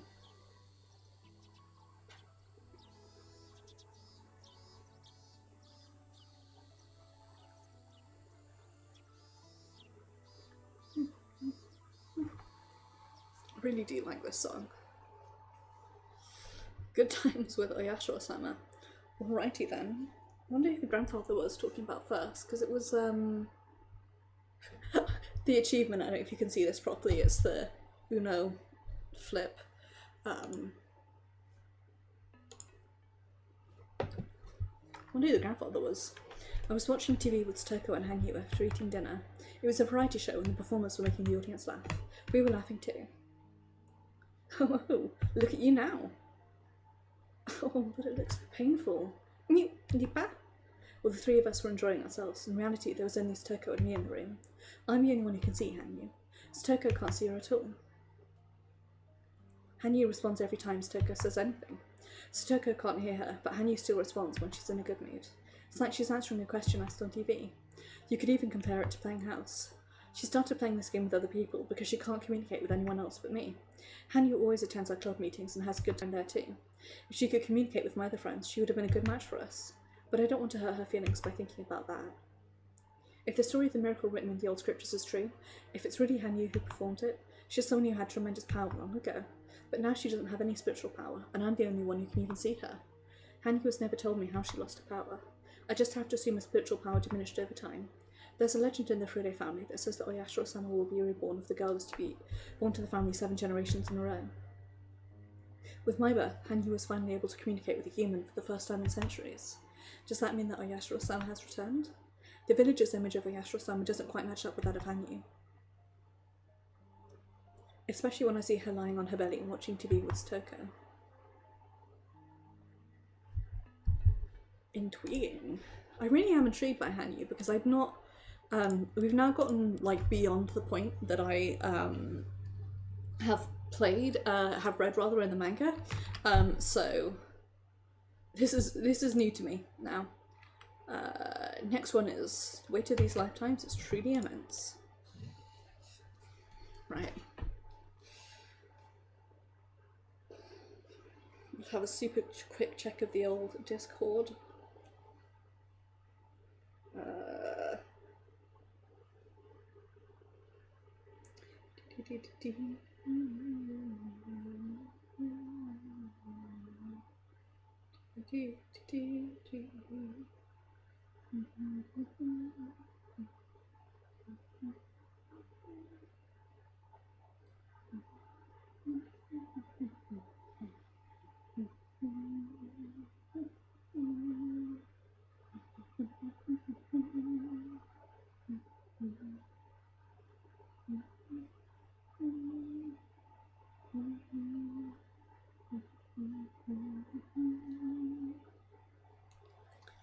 Okay, nothing dramatic has happened in the last hour and a half or 2 hours. We're good. I keep thinking hour and a half because the Twitch stats takes a while to update.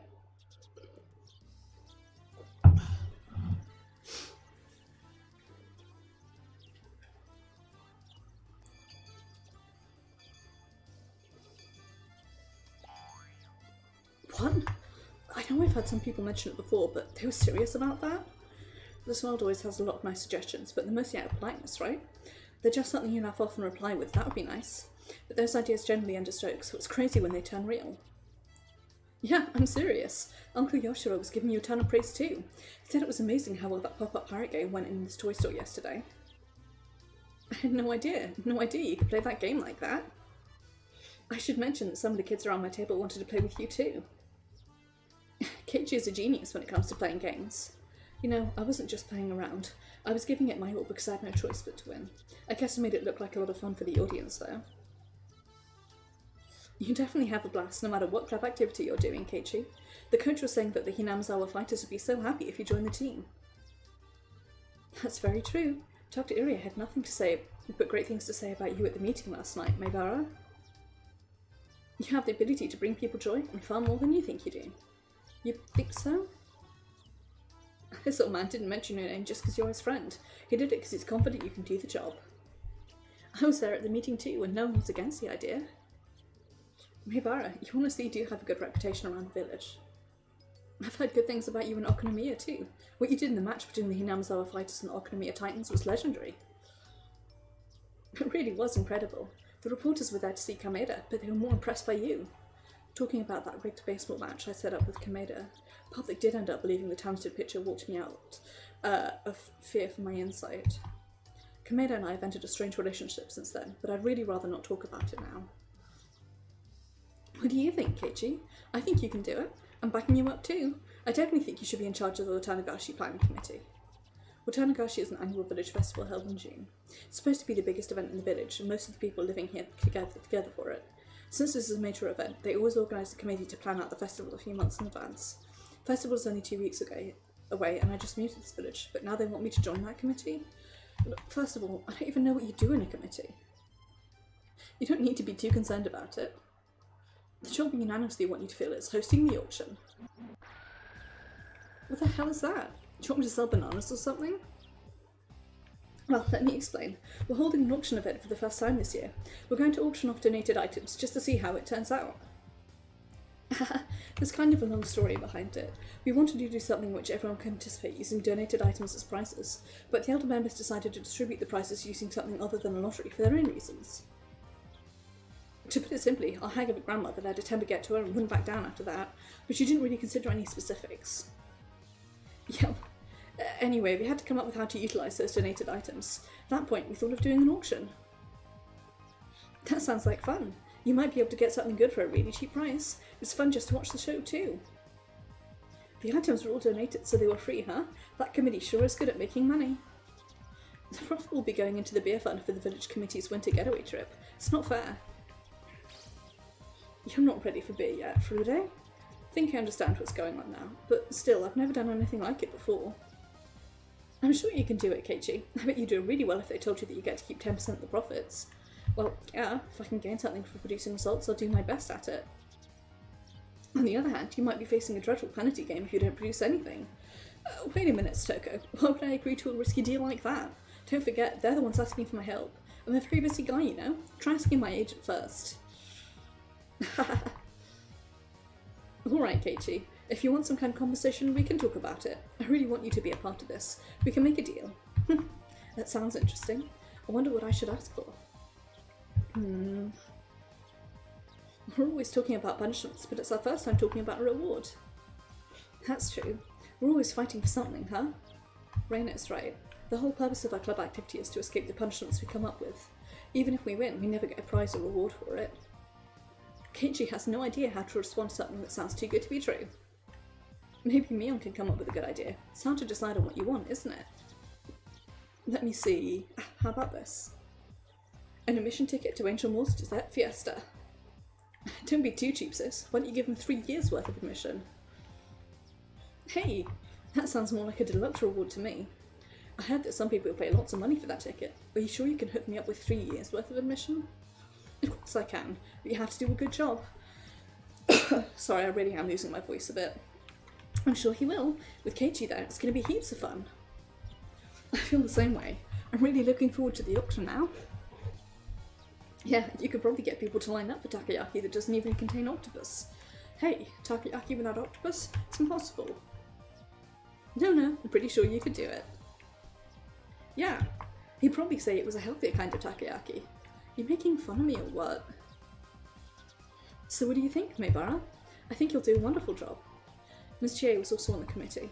She must have backed up Mion's suggestion when she brought my name up at the last meeting. I'd also love to see what kind of magic you can do, Nipa. A good auction always depends how good a speaker the host is. Sounds like it's going to be Keiichi Meibara's big show. It'll be so much fun just to watch. Hey, I haven't accepted the offer yet. Don't worry, Keiichi, you can do it. Saying that because you don't have to. That's not true.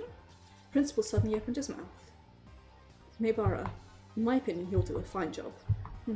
As a man, isn't it your responsibility to meet people's expectations? If I had to, I'm sure I could do it. Mion has made me do so many different things for the club, and I've learned a lot from that. Besides, this would be the first time I could get a reward without having to worry about punishment. Should be fun too. This is the first time so many people are counting on me like this. To be honest, it made me pretty happy. Still, I was worried about getting dragged into something that required a lot of work. Couldn't erase that thought from my mind. But I was in Hinamizawa.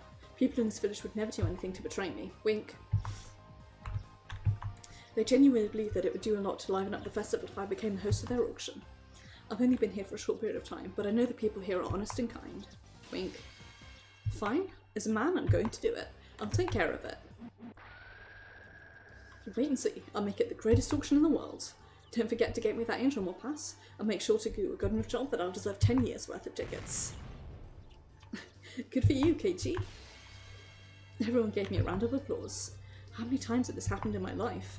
Not once. This is the first time I've ever been applauded. By the way, I'm surprised that no one disagreed with the suggestion at the meeting. There are lots of old people in the village committee. I'm a young guy who only just moved here. I've known for a while that Mion has a lot of influence locally, but I couldn't believe that everyone in the committee would accept it just like that. Most of them are that kind of hard-headed old people, but the new generation's gradually taking over, you know? We won the Down conflict, and now we're aiming to build a new era and grow more and more prosperous. That's why we value the involvement of young people and people from outside the village too. You're young and you're from the city. You also have a good reputation, so you're the perfect guy for this. I have a good reputation, huh? I have no idea why so many people have heard of me. Something to do with Mion's punishments, I think. I knew it! Right then. I'll call your parents about it tonight, so please let them know when you get back home today, okay? I'm sure my parents will have no problem with it. They won't have any objections to raise, at least. They might ask me why my name was brought up, though. Ms. Chia and the principal went back to the teacher's office after the discussion ended. We were in the middle of lunch break at the moment. Ms. Chia and the principal had come along together, and Mion scared me by saying that they all had something to talk to me about. My stomach wasn't digesting my lunch particularly well. Meibara, I had everything. Good for you. It's a big honour being chosen by the village committee. Hey there, Tomita, Okamura. I'd love to give that honour to you. No thank you. I wouldn't be able to handle it. I realised the whole class was talking about me. They were saying how fun Watanagashi was going to be and how high their expectations were for it. I might have taken on a huge responsibility. I needed to do my best to succeed at it. By the way, I forgot something. My granny made tons of ohagi. She told me to give them to my classmates. Mion clapped her hands as she remembered and took a box out of her bag. She opened the lid, let us see a bunch of ohagi neatly packed inside. Wow, there really are a lot. I think there might be enough for everyone in the class to have one. Oh, they look so yummy and cute. For some reason, my granny loves making ohagi. That's because Sohei used to love them. Yeah, I heard my gramps used to like ohagi. He ate tons of them. For you, Grandpa, ohagi is something that makes you remember your late grandpa, huh? You think so? I thought Gramps liked canned food. You don't like canned food, do you, Shion? What? Is that true? Why so? Well, it's because of the smell. I just don't like the smell of the metal. Oh, is that so? After always forcing me to eat my squash, it turns out that you too have something you can't eat? To tell you the truth, she hates canned food because... Come on, sis. Don't you dare tell anyone. I don't know what's going on, but it seems like Mion knows a secret about Shion. Tell it to us. Go on. The reason why Shion doesn't like canned food must have been something pretty funny. Two sisters battled for a while. Machine Gun Me kicks Shion once from close quarters went bad, but I don't think she expected Shion to land a capture suplex off it. Guess Shion is the stronger of the two siblings. I'd rather tell you the truth than have you hear it from my sis. See, there's this bad guy named Kasai. He once told me, when I was still young and innocent, that there's sometimes human meat mixed in with canned food. I've heard of an urban legend like that before. Me too. I once heard there's dog meat mixed into beef balls and worms inside burgers. Are you quite serious? I can never eat beef balls or burgers again after hearing something like that. You see, Satoko, it was a very traumatic thing for me. You have my sympathy, but I still have yet to forget about how you made me eat a full-course squash meal. It's valid, squash is disgusting. You need to let go of that one. That meal was delicious. Because we're talking about this. Starting to get worried there might be something mixed into this ohagi too. Oh? Well, at least with the ohagi that I brought, you can't really be sure that there's nothing else inside. Ohagi that Mion bought. Will you consider that? It's only natural to suspect she probably did something to them. What's going on? Felt like I was forgetting something. But I didn't remember anything that I was forgetting. Wink! For reference, in Onikakushi Hen, one of the things that makes, I can't do that voice, one of the things that makes Keiichi suspect Mion and Reina is that he, in his understanding, gets an ohagi, I think it's an ohagi, that has a needle in it. It was like one of those deja vu moments. I'd never been in this situation, but my mind was telling me I'd been there before. What's wrong, Keiichi? Nothing. I just feel like Mion has given me ohagi before, but this is the first time, right? Is it? Mion? I think this is the first time. You must be mistaking it for something else. According to my memory, this is the first time Mion has brought ohagi to school. I know. You're being cautious because these are from this old man, aren't you? That's nothing to brag about. I think you should be reflecting on your regular behaviour. Haha, you're right. I wouldn't feel this way if Reina brought me ohagi. Reina's really good at cooking. They're small but very carefully made. Huh? I've never made ohagi before. What? What was I saying? Why did I say that Reina had made ohagi before? Why would I know that Reina makes her ohagi small but neatly? I had no idea where that memory was coming from. I could only assume it was an error in my brain. Mion was saying that this was her first time bringing ohagi to class. As I tilted my head in confusion, everyone started reaching inside the box. Reina took one out for me and put it on the lid. I stared at it closely. What was I so concerned about? Mion said I was probably concerned that she did something to the ohagi. But it wasn't quite that. I really didn't know how to explain it. I felt like I was forgetting something important. I'd forgotten something important, and all I had was the obligation to remember it. In front of me was nothing but a singular Huggy that came from Leon's house. I was frustrated, but I really couldn't think of anything. There's no way I could remember it, because I didn't know anything. Keiichi, you've been staring at your Huggy for a long time. What's the matter? Oh, it's just, I'm experiencing deja vu. Don't you get it sometimes? It's your first time seeing something, but you feel like you've seen it before. So you feel like Mion has given you a Huggy in the past? I'm sure it's just my imagination. Mion just told me she's never brought a Huggy to school before. Keiichi, you can't have memories of what didn't happen. If you remember something, I'm sure it really happened before. Rika told me something strange. I didn't usually take her random comments seriously, but ever since I saw her making those predictions at the toy store, I've been curious about her special powers. I felt like she was telling me something deep. It's weird to hear that from you, since you're so great at making predictions. You're talking about the cycle of reincarnation or something? I don't know much about religion. I just want to tell you that if you know about something, that's something that happened to you. I want you to try and remember what happened. I don't want you to treat it like you're just mistaken. Do you understand what I'm trying to say? I guess. I was a little surprised by how serious she sounded. I always thought that Rika was just an innocent girl who fooled around all the time saying things like Mipa and Mipa. But all of a sudden, she seemed like a totally different girl. Was I supposed to take it as a joke? The serious look on her face told me it wasn't the time for jokes, though. If that's what you're telling me, then I guess I got a Huggy from Mion in a previous life. I won't make fun of you, so please tell me everything. Why did Mion give you that Huggy? The more I think about it, the more I think it's just my imagination. Maybe it's just a dream. I don't care if it was a dream. You must remember something. Please tell me. What was up with her? She seemed so curious about it. I didn't think this story was that interesting. Her asking so much started making me feel uncomfortable. Still, something told me I needed to talk to Rika about everything I could.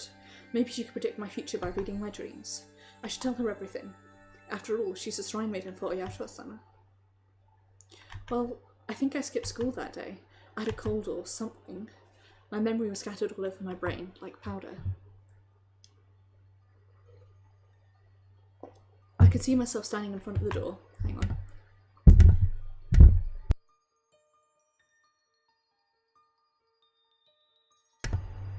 Pardon me. Mion was standing there, and someone else was standing there too. I think it was Reina. Mion brought me a Huggy so I would get better. I think she told me that her grandma made it, just like today. And then... well, then I hid that Huggy, after they went back home. Then I found something inside the Huggy. I'm sure I saw it in a comic book or something. It's mixed up in my memory, but I'm sure I read it somewhere in some comic book, because it can't be true. Keiichi, tell me what happened. What did you find inside the Huggy? Well, I read this scary comic book when I was little, and there was a sewing needle inside of someone's burger. You remember what Shion was saying just now? It could be traumatic to hear a story like that when you're very young. I don't remember much about that comic. I think it was about this girl who had an accident and held a grudge against the person who caused the injury on her face. It was a really cheap plot now that I think about it, but since I was still a little kid, that comic really scared me. In one chapter, the girl casts a curse on the guy's food. He eats a burger with sewing needles in it, and he goes all, ah, something like that. It still freaked me out. The image was so grotesque and shocking to me. That grew into a kind of trauma, and for a while I searched for sewing needles on my food every time I ate something. Couldn't eat burgers for a while for that reason. But my parents got concerned, and my hunger overcame the trauma. Eventually that experience disappeared into the flow of time. I'm still a little worried about sewing needles every once in a while. Don't think about it all the time, of course. It'd be pretty rude if I poked up my food while eating lunch with you guys, wouldn't it? Of course I know that no one would actually put a sewing needle inside my food. But you're still a little scared? Well, maybe I am somewhere inside my heart. So, you saw a sewing needle inside the Huggy that Mion gave... Mion gave you? You saw a sewing needle inside of one? Yeah, I did. Inside that Huggy was a needle, just as I feared. Why was I telling her about something that was just my imagination? Mion and Reina came to see me when I took a day off from school while I was sick. That never happened, so obviously my brain was just making it up. But I spoke to Rika because she said she would make fun of me. Are you afraid of the Huggy now? Do you feel like there might be a needle inside? Is that why you're not eating it? I realised that Mion and Reina were also looking at me. They were wondering why I was staring at the Huggy without eating it. Oh, you don't like our Huggy, Keiichi? If you don't have to eat it. Mion was assuming I didn't like it. She felt bad for forcing me to eat something I didn't like. In turn, I felt guilty seeing the sad expression on her face. Sis, you must be convinced that you put something in it. I immediately denied Shion's remark. No one else would understand what I'm saying. Even I didn't know. No, I know for sure there's no sewing needle inside this Ahagi. Sewing needle? Why would this old man put something like that in there? Of course you wouldn't. Not the type to visit and bring something with you out of pure generosity. Might play a trick with Tabasco sauce or something, but you'd never put needles inside. Never do something as dangerous as that. I know you would never do such a thing. I grabbed the Ahagi with my hand. As I brought it in front of my mouth, I felt the need to check, just in case. But I told myself clearly, hey you wimp, when are you going to stop being scared of that stupid comic book? Mion brought these Ahagi to treat everyone in the class. There's no way she put needles inside of these. I forced that stupid memory out of my brain and munched on the Ahagi. It's delicious. Of course it is. There wasn't a needle inside, was there? No way. I'm really sorry. I was just caught up in a traumatic experience I once had. My heart stopped pounding and I felt relieved. Next moment, I got the urge to say something to Mion. It wasn't the right thing to say, but I just felt like I had to say it. Hey Mion. What is it? The Ahagi was delicious. I'm glad I brought them then, even though they were really heavy. I don't know why I wanted to tell her again that the Ahagi was delicious, but I was glad I said that to her. Was finally released from that odd feeling. Well then, since Keiichi overcame his fears and ate the Ahagi, you should eat the squash, Satoko. So soft and sweet. How can that lunchbox always be so full of squash? Going to give me a traumatic experience. Squash is gross. Shion is trying so hard to stop Satoko from hating squash. She's so passionate about it. Maybe she sees her as her future little sister. By the time I finished eating my Ahagi, we returned to our usual fun lunchtime. Keiichi, what if? What if what? What if you really do see a needle inside your food? What would you do? It's not going to happen. Don't you threaten me, Rika.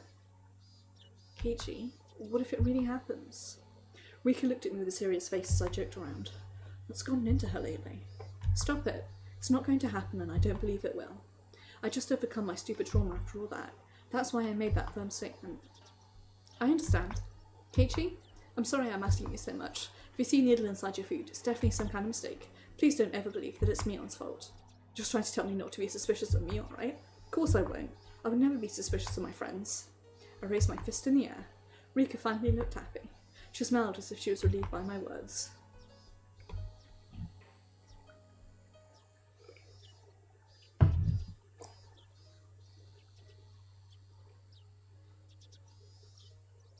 God, I really do feel so bad for Rika. Must be tough.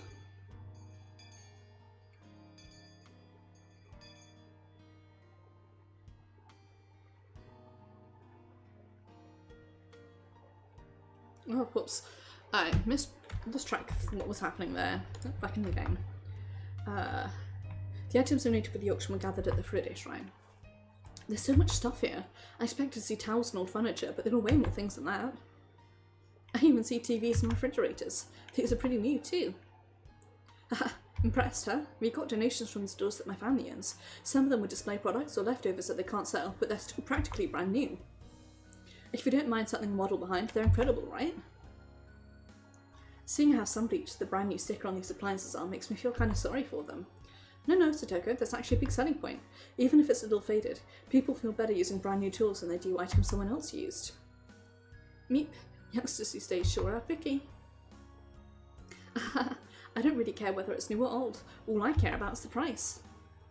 Prina, you seem interested in furniture. You thinking about living on your own or something? Oh no, my dad and I were just talking about redecorating the house. Brand new furniture is expensive, so I've been checking out these recycled ones. You're changing the furniture? That's quite a big deal. Yep, my dad finally found a job recently. So we kind of want to make a fresh start out of it. Your father found a new job? Rika asked her. I was thinking the same thing. Did that mean Reina's father was unemployed until recently? Yeah, he didn't work for a whole year after he broke up with my mum. I was so upset. I was always telling him to get a job already. Reina explained that with the usual smile, so it took me a moment to realise how serious it was. What she said was true. Her parents were divorced and she wasn't living in a very good family environment. Reina talked about it like it was nothing. Your mother and father broke up? Yep. They got divorced back in the town we were living in before. That's when my dad and I came back to Hinamizawa. Dad couldn't get over the divorce for a long time though. He's always just sleeping or daydreaming. Divorces and breakups always ring deep with the more love the partner. It's not really a bad thing that your father was hurt so much. Yeah, that's a romantic way to put it. Anyway, I eventually found out that he was spending a lot of money at the bar. I was shocked when I looked at our bank account. Raina's mum was a famous designer. Family used to make lots of money. So her father got lots of settlement money upon the divorce. That's why he was able to pay for their living expenses for a while. Perhaps that was why it took him so long to get him back on track. That's true. If he had no money, he would have had no choice but to work. He would have had no time to be depressed if he kept himself busy. It's tough leaving an ordinary pattern of life. It can really mess up people's cycles. Tell me about it. Pardon me. I understand that, because I was that way for a while after I left the academy. Staying at home like a hermit is the worst thing you can do. Alas, we have no choice. ATM. You're exactly right, Rika. That's why I had a talk with him. We talked about his responsibilities as the head of the household and as a parent. You always look like you're fooling around, but you're actually the most reliable person in this group. I'm impressed you even spoke to your father like that. It wasn't a big deal. I was shocked at first. I found out that my dad was spending his money on some lady. As his daughter, it really hurt to find that out. And then? What did you do? Well, it was no good to think about it on my own. I just kept thinking in a negative way. So I spoke to Mion about it. All I did was listen to her. Raina was the one who faced her problems and came to the conclusion of talking with her dad about them. I didn't give her any advice. But that was the important thing. Talking to people about your problems can calm you down a lot. Is that so? If she overcame it just by talking to Sis, maybe her problem wasn't that serious. That's not true, Shion. Before I spoke to Mion, all I thought about was how to hurt that lady, but I realised that wasn't a good solution at all. Talking it out with him was the important thing. So what happened after you spoke with him? Well, we concluded he wasn't moving on because of the money, so we transferred the funds to a different account and I took charge of them. Now my dad has to get an allowance from me every month. Oh, so you're the parent now. I ran out, laughed along with Stoko. I wasn't sure if I should laugh, but I saw Raina laughing too. Anyway, the money was keeping her father from moving on. As soon as he remembered the value of money, he stopped going to that shady bar and got a job. It really was perfect timing. He was getting ready to pay the down payment for this lady's apartment. That would have been a mess. Talk about it like it's nothing, but it's a pretty serious story. Family could have been ruined. That's true. If I didn't talk to Mion and kept on thinking about it on my own, I don't know where I would be by now. I think I probably would have tried to kill that lady. Everyone laughed at hearing such a dangerous thing come out of Raina's mouth. Raina laughed too, but I saw something serious in her eyes. It's probably true that she once thought about murdering that lady. She seduced Raina's father so she could get money out of him. Knowing how short-tempered I am, I might do the same if that happened to me. I think she made the right decision in talking to me instead of being irrational. I'm impressed. It's not that easy to talk about your family issues. I know. It took me a while to make the decision to talk to Mion, but that one dream changed everything.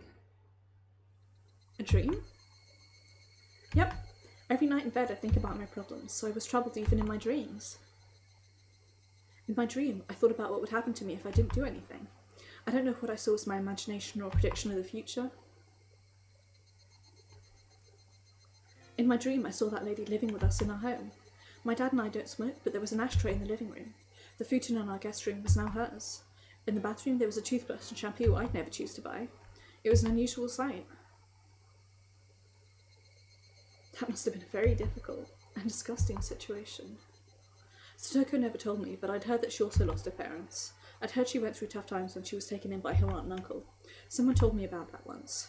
Satoko seemed to understand Raina's pain well. Yes, it was a really disheartening situation. Eventually I felt like I didn't belong there anymore. Then something urged me to kill her. Sounds so realistic for a dream. What happened after that? I realised I was the murderer. I didn't want anybody to find out about it, and I stopped trusting anyone. I spent all day at the place I buried her. I was afraid that if I left that place, someone would find out that I killed her. That's a nightmare. I'm glad it was just a dream for you.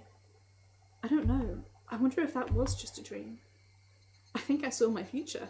That would have happened if I didn't do anything about the situation. I woke up the next morning shaking in fear. I even felt like I smelled the perfume at the home. I wondered when that dream was going to come true. I was so afraid, and that pushed me to talk to Mion. I remember Rainy coming up to me and telling me she had a secret to tell me. I just thought she'd gotten a positive on the pregnancy test for a moment. I can talk about it like this now, but it was very serious then. Mion is a really dependable person. She listened to me and guided me through a solution. Eventually, we decided that I needed to talk with him face to face. Perhaps it wasn't just a dream. You're right. I think it was more than that. Without that dream, it's possible you never would have spoken to Mion. Could have changed your life dramatically. A dream, huh? You've had dreams too, Shion, huh? Shion had said something in a small voice. Only Mion picked up on what it was. I don't know what she said, but based on Mion's reaction, she must have said something serious. By the way, Shion usually went to school in Okonomiya. However, she'd been coming to the school in Hinamizawa lately. I don't know why she chose to come this far, but she seemed to be having fun taking care of Satoko. I had no idea what brought Shion and Satoko together. Wait, weren't they on bad terms once? Huh, is that true? Were they always that close or not? Wink. They're close because Satoshi asked her to look after Satoko, and for a while she was really angry with her because she thought Satoko was the reason Satoshi did a murder and then disappeared. It's all coming back to me. Now I know. It's important to talk to other people. We'll have fun in a normal way. We'll laugh together in a normal way. And we'll fall in love in a normal way. We won't doubt each other. We'll trust each other. Friends have greater meaning than I thought. You can talk to them about anything.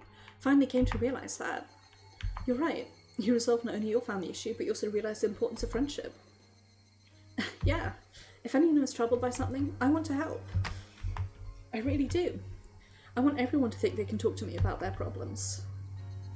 Meep, Raina is saying something very important right now. Rika is right. We all nodded at her without joking around. A moment later, we heard someone locking the door. We were all surprised. The person didn't mean to lock the door. She must have locked it by accident, not knowing it was already open.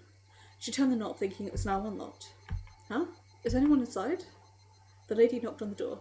I could hear several other people outside it. Oh, sorry. Let me open it. Mion replied in a loud voice and walked towards the door. I heard her greeting the ladies from the town council. Hey, will you guys lend a hand? What is it? I immediately saw why Mion called us over. People from the village committee had brought another donation. It was an old cupboard. We all helped carry it inside the room. As I walked through the door, I realised that Higurashi was starting to cry, taking over from the cicadas. I heard you're going to host the Ocean, Maybara.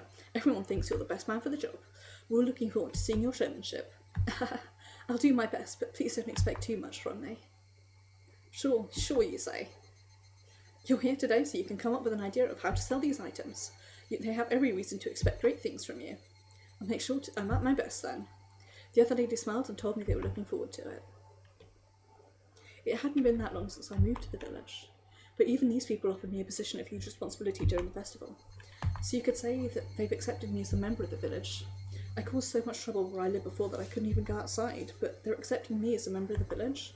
I was so happy. Felt bad that I still hadn't learned all of their names, but I was going to do my best to entertain the villagers who were supporting me. What are you going to do now, Mion? Are you staying here? No, we're going home now. Right, Kiichi?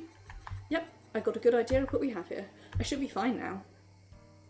I'm not interested in Watanagashi, but I do still want to see his auction. Maybe I'll come to the festival too. You absolutely must be there, Shion. It'll be great fun if we all hang out together. I disagree. She lives in Okonomiya, so she should go to the festival there. I think Shion should come. I think Mion will prove entertaining if she does. Since most of us want her to be here, it's decided that Shion is going to come. You heard that, sis? You'll be in my shadow on the day of the festival, but let's at least be nice to each other. I hate you, Shion. I hate you, Shion. I hate you, Shion. Whatever Mion says, I know they're actually close. The more Mion tried to refuse her, the more it was obvious how close they really were. Mion I love a lot, but she is also like ultimate tsundere. Right, let's go. Make sure you get everything. I'm turning off the light now. We made sure that we didn't leave anything inside and left the room. I looked around the shrine grounds while Mion locked the door. The big place will be filled with people on the day of Watanagashi. These grounds are going to be just like the festival. Man, I can't even imagine the crowd. I'm really looking forward to it. There's going to be a lot of stalls and it'll be packed with people. You'll be surprised, I think. wish they quit being stingy and hold something every season instead of once a year. That reminds me, there is someone who visits every season. Huh? Who are you talking about? Oh, I know who you mean. It's that photographer I met the other day, isn't it? What was his name? You know Tomataki, Keiichi? That's right, it was Mr. Tomatake. I met him on my way back home. Reina and Mion told me about him. Despite his birdie frame, he's a fairly modest guy. He comes here every year to take pictures, right? That is what he claims, at least. Ho-ho. Whenever I see him, I feel like Watanagashi is close by. And after Watanagashi is the beginning of summer. That's true, but the cicadas are already crying because it's gotten hot early on in the year. I heard on TV this year is unusual. It's something to do with a thing called global warming. I love a hot summer. It's not a proper summer if it's cool. Yeah, I agree. I like the different climates of the seasons. Cool summers and warm winters disappoint me. We've got to be as passionate as the hot summer too. How many of us are going to be at the festival? It's going to be a battle of the 6 evils. And once again, we'll have a great Watanagashi this year. I agree. I hope we'll have lots of fun. Hey, Reina, don't you know? When Rika says something like that, it's not just what she hopes for. It's a prediction. If Rika's telling us it's going to be good, then it really is going to be great. That's our fate. Right, Rika? Yes, that's our fate. Rika smiled with a nipa. Her smile assured me that the day of Watanagashi was going to be a great one for us. The auction won't be starting right away, will it? Nah, it's going to be right before the ritual dance, so we'll have plenty of time to hang out together. Indeed. It's your first festival. You deserve to have fun. After Keiichi's auction, we get to see Rika's dance ritual dance. Sounds good to me. That means I don't get to see Keiichi the whole time. I have to stand by for the dance. You're going to be in the show too, Rika? What is that dance all about? Are you going to do something traditional because you're the Shrine Maiden? My accent going here, there and everywhere. Dance and dance in the same sentence. There's a dance in it. Again, it keeps happening. There's a dance and a ceremony for paying respect to the cotton inside the futon. You should root for Rika too, Keiichi. You see? When Rika dances in a Shrine Maiden outfit, it's just so cute. I'm taking her home with me. I've never seen a real Shrine Maiden before. I'm sure Rika really will look adorable. I was looking more and more forward to the Watanagashi festival. Reina, Mion, Shion, Satoko, Rika, and Dai. The 6 of us will definitely have a great time there. How many more days did we have? Never been this excited about a festival in my life.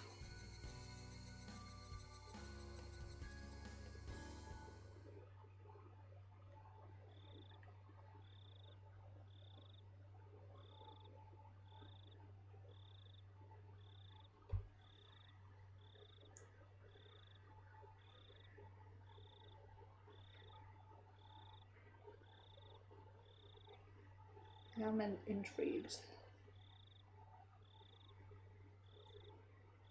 Satoko's snoring sounded so subtle while I stood by the window. Satoko? I could tell she was sound asleep. She snores so cutely. Hanyu laughs and tries to poke Satoko's nose. I looked up at the sky. Nothing was different about the moon, but the moonlight seemed warmer than usual to me.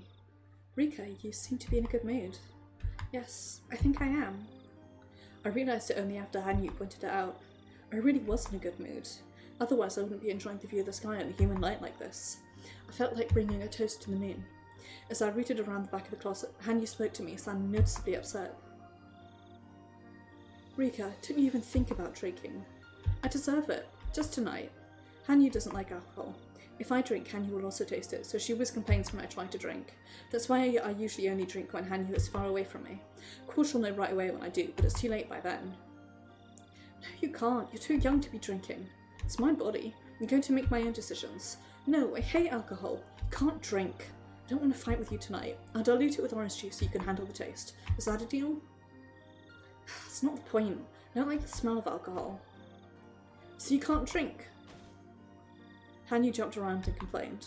She was making a lot of noise right where Satoko was sleeping. Stop that! You're gonna wake her up! No, I'm not. Remember, you're the only one who can hear me. Blah. Oh, just who do you think you are? I went to the refrigerator and took a pack of orange juice and a spicy kimchi I typically use for a punishment. Oh, let me ask you a question. Would you prefer I ate this spicy kimchi to punish you, or drink a sweet orange juice cocktail while enjoying this beautiful moon instead? Hanyu clenched her lips while jumping up and down, ready to burst into tears. She should be disciplined for being that noisy, but she never has been since I'm the only one who can hear her. Besides, she's like IS, so I can't even give her a spanking. Hanyu loves sweets, but she really hates spicy foods. Rika, would you stop jumping around? Satoko woke up suddenly and I had to hide my glass and hurry. Satoko doesn't know about my drinking habit. What time do you think it is? She fell asleep again after speaking. See, she was bothered by you jumping around like that. Nighttime nuisance. Oh. Just like I'm the only one who can see her, I'm usually the only one who can hear the noise she makes. However, that's not the case all the time. Hanyu does exist in this world. Sometimes people can actually hear her and feel her existence. It doesn't happen too often, and most people think they just heard some random noise. I bet in the store cupboard, the noise, it was Hanyu. Fuck, and that'll be how fucking Rika knows about it. Psh, mind blown. Based on my experience, people who are in critical condition like Satoko tend to hear her more often. When I say critical condition, I mean who've reached the L4 stage, as Irie would describe it. At that stage, there's nothing that can be done anymore. They'll feel the existence and hear the noise of someone that they can't see. That would really mess with their mind. Hanyu stopped jumping up and down and gave up as I started pouring alcohol into my glass. I wasn't drinking because I wanted to be mean to Hanyu. In fact, I always wished she would enjoy it too. I poured only a little bit of wine inside the glass and diluted it with plenty of orange juice. In fact, this cocktail was pretty much just juice. I also put some crushed ice inside the glass. With that, it looked like a real cocktail they serve at the bar. See, Hanyu? It's very diluted. I licked the edge of the glass to see how she'd react. I guess it's not that bad. Good, I'll be drinking this tonight. There's nothing to be afraid of anymore, alright? Hanyu has been scared of that kimchi punishment for a while. As I put it back inside the refrigerator, she seemed relieved. I took the glass and headed back to the window. There was no breeze, but it seemed a little bit cooler. Hey, Hanyu, do you feel that something is different this time? Are you talking about Keiichi and Reina? Shion too. Everyone remembers a little bit about their past. They seem to be using those memories to avoid their fatal mistakes. I don't think it'd be that surprising if this was happening individually, but I find it very strange that it's happening to everyone all at once. I know I often use board games as an example of fate, but I feel like this is the same lucky chance as rolling all sixes on 3 dice. I think that's a good way to describe it, in the sense that we're starting closest to your desired future. But I don't think this is the miracle you've been waiting for. I knew what she was trying to say. She was telling me not to expect too much. The desire is designed to have 6 sides. It's not a miracle if I roll it and get a 6. True miracle is when I roll it once but get a 10, just like what happened with Keiichi in my previous life. In other words, a miracle is something that would normally never happen. Keiichi gave the doll to Mion, Reina spoke with her father, and Shion started taking care of Satoko after remembering her promise to Satoshi. That was all because they had those intentions somewhere in their hearts. It was only the side of their die that was engraved there already. But still, even if you couldn't call 3 dice rolling this well a miracle, it did mean good fortune. I'm sure it was God's way of celebrating you finally feeling motivated to change your fate. Notification. I thought you were one of the gods. You only treat me like a god when you're trying to tease me. I was just kidding. Don't get upset. Anyway, that's why I'm in such a good mood tonight. I lifted up the glass of orange wine and gave a toast to the moon. It tasted like nothing but sweet orange juice. It was funny to see Hanyu making a happy face as I took a sip. I wonder if I can escape the death of 1983 this time. If our goal is to escape from this board, then I don't think we'll ever have such a fortunate start again. No matter how hard I tried to prevent things from happening, there were some things I could never control. It's such a huge letdown when that happens. Even after trying so hard, something renders my efforts infertile. Probably been wasting my time for so long because I was trying to escape from that pain. For the first time in my life then, I've been blessed with a favourable situation. Everything seems perfect in this world. There's no reason for me to be depressed. It's like the weather is perfect and the wind is blowing in just the right way. If I failed to put my ship out to sea, there was nothing to pin the blame on. I understood what Hanyu was trying to say with a concerned look on her face. If I didn't escape my death under this fortunate situation, I'd have to accept that my fate wasn't something that could be changed. This was an ideal world where all of my friends overcame their problems. I was always in a depressing world, but this time all the pieces of the puzzle matched. If I couldn't change my fate in this world, then it was proof that I couldn't change it in any world. That was the ending that I'd been afraid of for a long time. The loss of hope and the death of my soul. Of the pair of us, I was probably the only one who would die. Hanyu will most likely remain there even if my spirit disappears. She must be afraid of being all alone after I lose myself. That's why she's telling me not to expect too much. I bit down on an ice chip inside my mouth. It was pleasantly cold. Hanyu, I know we've been over this many times, but I want you to think about me again. Sure. You want to know why you're being murdered in 1983? Yes. A strong will becomes fate. That means the reason I get murdered this year is because of someone's strong will. I think you're right. Who will benefit from killing Rika Friday? If that person has a strong will, there must be a clear motive for them doing so. It might sound odd coming from me, but I think most people like Rika Friday. I don't think any villager would have the motive to kill me. People who live in this village are all fond of you. Thanks to you. Oh. I'm just showing you my appreciation. Anyway, we now know that the Sonozaki family is not the culprit. I have no idea who else would want to kill me. You know, this village is supposed to be the safest place in the world for you. You're right, it's supposed to be. There are plenty of people who protect me here. It's ironic. For a long time I've been refusing help from all of those people who are trying to keep me safe. On 2 of the occasions, as I remember, Shion killed Rika because Rika was the acting head of the Furude family. And so she thinks that Rika deserves to be punished. On at least one occasion, she dies from the Hinamizawa disaster. I think that's how she dies in Onikakushi. And then in 3 and I guess, 6, she was murdered, which implies to me that in 4 she dies in the Hinamizawa disaster as well.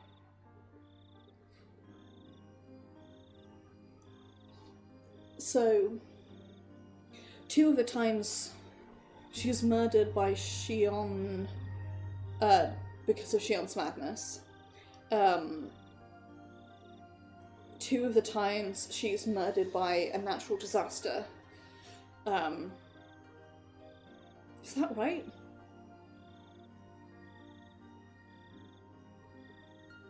I need to watch the credits again for the end of part 6 to see if how she dies there. Anyway. For a long time I've been refusing to help from all those people who are trying to keep me safe. Rika, I think we should rely on Irie. People in this village love and cherish me, but no matter what, they never saved me when I tried to escape the fate of my death. I spoke to several villagers in the past, but they never believed me, and none of them saved me in the end. Probably didn't believe me because I had no idea who was trying to kill me or what their motive was. If I could explain that, people might be more accepting of my story. But there's nothing I can do about that. No one would believe a little girl saying she's going to be killed without rhyme or reason. All they think of me is as the reincarnation of Oyashiro-sama and the leader of the Furude family. They do cherish me, but they won't protect me with their lives. On the other hand, Irie and his people are totally different. They realise how special I am, and they will try to make sure that nothing happens to me. If I confess to them that my life is in danger, I'm sure they do their best to prevent it. They have all the means to protect me from a violent end. However, none of it really worked in the past. It's not that they're unreliable. It's because Takano, the one responsible for protecting me, also gets killed on the same day every time. In other words, asking her for help is completely useless. She's reliable, but she also isn't. It's ironic that I'm the only one who knows the reason why they can never save me. I wonder if that's a murderous plan. Tomitake and Takano get killed because they're my guardians. Then I get killed after that. I think Takano's death is definitely related to your own. If it's the same fate, I mean, if the same suspect is killing them for the same motive, I might be able to alter my own outcome by preventing their deaths. I don't know if you remember, but we've tried that once before. The deaths of Takano and Tomitake mean the loss of my protection. Because the 2 of them die, the suspect is able to kill me. That's why I've tried to prevent their deaths somehow. But they never believed me. I've tried so hard to persuade them, but they didn't listen. I eventually gave up and just thought of their deaths as fated to happen. It's the same hopeless feeling I used to have towards my parents when I was able to go farther back in time. When I found out that death was inevitable, I lost interest in them. After all that time had passed, I forgot how hard I used to try to prevent my parents' deaths. Besides, I thought you hated Irie and his people. Yeah, they look at us as nothing but their guinea pigs. I support them so I can help Satoko, but it disgusts me to think they're only using me as a test subject. I've been resenting Irie for that reason. Still, I should try to get closer to him. After all, he's the only person who understands how important I am.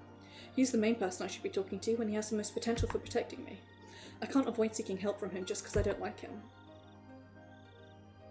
I've asked him for help several times before, but Tomitake and Takano get murdered even so, and it ruins everything. After their deaths, Irie panics and becomes useless. That's why I gave up on seeking help from him. But in this world, I've been blessed with a positive situation. I will never have as lucky start as this again. This is the best chance I'll ever get, so I should give it my best shot. I really don't like him at all. But he's not a bad person. I should respect him even more. He's serious about helping Stoko, and he's not as much of a mad scientist as I'm inclined to think. Takano is a strange person too, but she's also someone who can give me support. But she thinks I'm only her guinea pig. That's why I don't really want her help. Tomitake is more reliable than Takano, but the biggest problem is he only visits this village a few times a year. On top of that, he always dies before I get killed, so he can never help me. However, they really are the people I should be talking to. If I can change the fate of their deaths, they should be able to save me from my own. It's possible that the only reason I lived until 1983 was because of their effort. I'm going to approach them once more and do what I can to try and save them. Oh, don't worry. I expect I'll be murdered anyway, so I'm not getting my hopes up. So I'll be fine even if this hope's betrayed. Ah, you're such a cruel girl. I chuckled at her comment. If they can escape their fated deaths, then I'm sure they'll greatly influence my own destiny as well. And this time I'm going to try talking to them in the assumption they'll still be killed. In short, I'll talk to them about how I'll be protected from my coming danger after they die. If they issue such orders, then maybe the guard around me will be strengthened after they do. The protection they provide is probably the highest standard of security I could hope for, yet I lose that the moment Tomitake and Takano die, so I never have their protection after Minagoroshi. Therefore I get killed too. In other words, that's it. Whoever possesses the strong will to kill me actually just wants me dead. Yet so long as those two are alive, there's tight security all around Hinamizawa. That prevents the killer from getting to me. So, to kill me, they must first kill Tomitake and Takano, the heart of that security. Then my protection falls away, leaving me exposed. The more I reason it out, the more I realise their fates are connected to mine. Thinking from that point of view, my destiny becomes inescapable the moment I abandon them to die. You should know what you have to do first, then. Yes, I have to think about saving their lives before thinking about mine. It's kind of ironic. I gave up on them because I was more determined to save my own life, but I finally came to the conclusion I have to help them first before helping myself. But there's something I still don't understand. Someone with convictions this strong is trying to kill me for some equally strong motive. Yet no matter how often I debate it, I can't think of anyone who'd benefit from my death. Not only that, but there should only be people who'd want to protect me, especially since they would do anything to protect me in the present environment. They even eliminated my mother. To be perfectly honest, I don't even care about her anymore. Never got along with her, and she's the one who took my father's death the wrong way, making a huge deal out of it like she did. She got what she deserved. I'm a valuable guinea pig for them, and I can be a bomb too. No one benefits from making me explode. There's only one disaster awaiting them if that happens. Lots of people will be lost, and nobody would gain anything from that. According to Takano, my death would be like the eruption of a volcano in the middle of the village. I'm not interested in what happens after my death, but they're really concerned about it. They're watching me every day to ensure I don't accidentally hit my head on the corner of a block of tofu and die. It's fair to say that they're here in order to prevent the eruption from happening. Okay, so I guess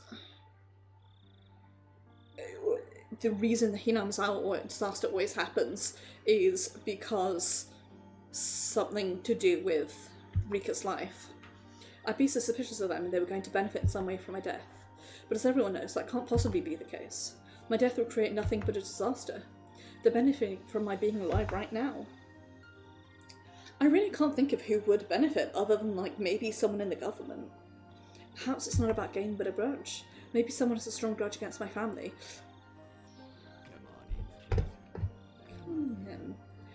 Hello, nom nom. Thank you very much for the raid. It is very much appreciated. How are you? I hope you are doing well. I hope you are having a good day. Hello, friends from as I'm now going to call you, stream. It is me, Amochi. I have just started Higurashi Chapter 7 today, so after about 2 months of not playing it due to an enforced break, so I'm still remembering a lot of the story, and still getting my head around the revelations from, like, this first chapter, but, ooh, interesting.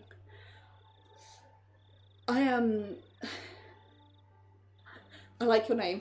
Nice name, Rika. I need to watch the anime. I keep getting notifications about it, but recently quite a big change in my life, so it's actually getting around to doing things is difficult. Literally just discovered that Rika's life is somehow connected to the Hinamizawa disaster. Yeah, I've actually never watched the anime. I read, I want to say, up to the end of book 6 of the manga, and I'm playing through the games for the first time, so this is all new to me from now onwards. Skip some dialogue by accident, so let's go back. Maybe it's not about game, but about a grudge. Maybe someone has a strong grudge against my family and kills me, not knowing that I'm like a bomb to this village. That's why I'm suspicious of the 3 families, especially the Sonozaki family. However, after observing them in numerous worlds, I feel that's not the case. I felt that way in several lives, but it always had something to do with that incident with Keiichi and the doll. It's clear that there's nothing going on between the Sonozaki family and mine. If anything, there's like a pretty strong link between them, one would presume. In that case, it must be some religious fanatic. If it's not about profit or a grudge, then it must be someone who's secretly a deranged cultist. We've already had a series of murders 4 years in a row under the name of Oyashiro-sama's curse. Timing-wise, it'd be somewhat interesting if I, the reincarnation of Oyashiro-sama, were killed on the 5th year. Couldn't stand to be murdered for such a whimsical reason, but such a motive actually seemed fitting. Fucked up if true. Ironically, I'd have to suspect Satano if that's the case. She's well known for being an eccentric researcher of local histories. She's only interested in the village's history because she already knows who I am. She's doing the research based on the notion that I'm important, so she should have no reason to kill me. She would decide to keep me close to her as a research sample. It's hard to believe that she would kill her favourite toy. She might be willing to kill someone who would try to harm a little toy, though. I will never find out, no matter how hard I think.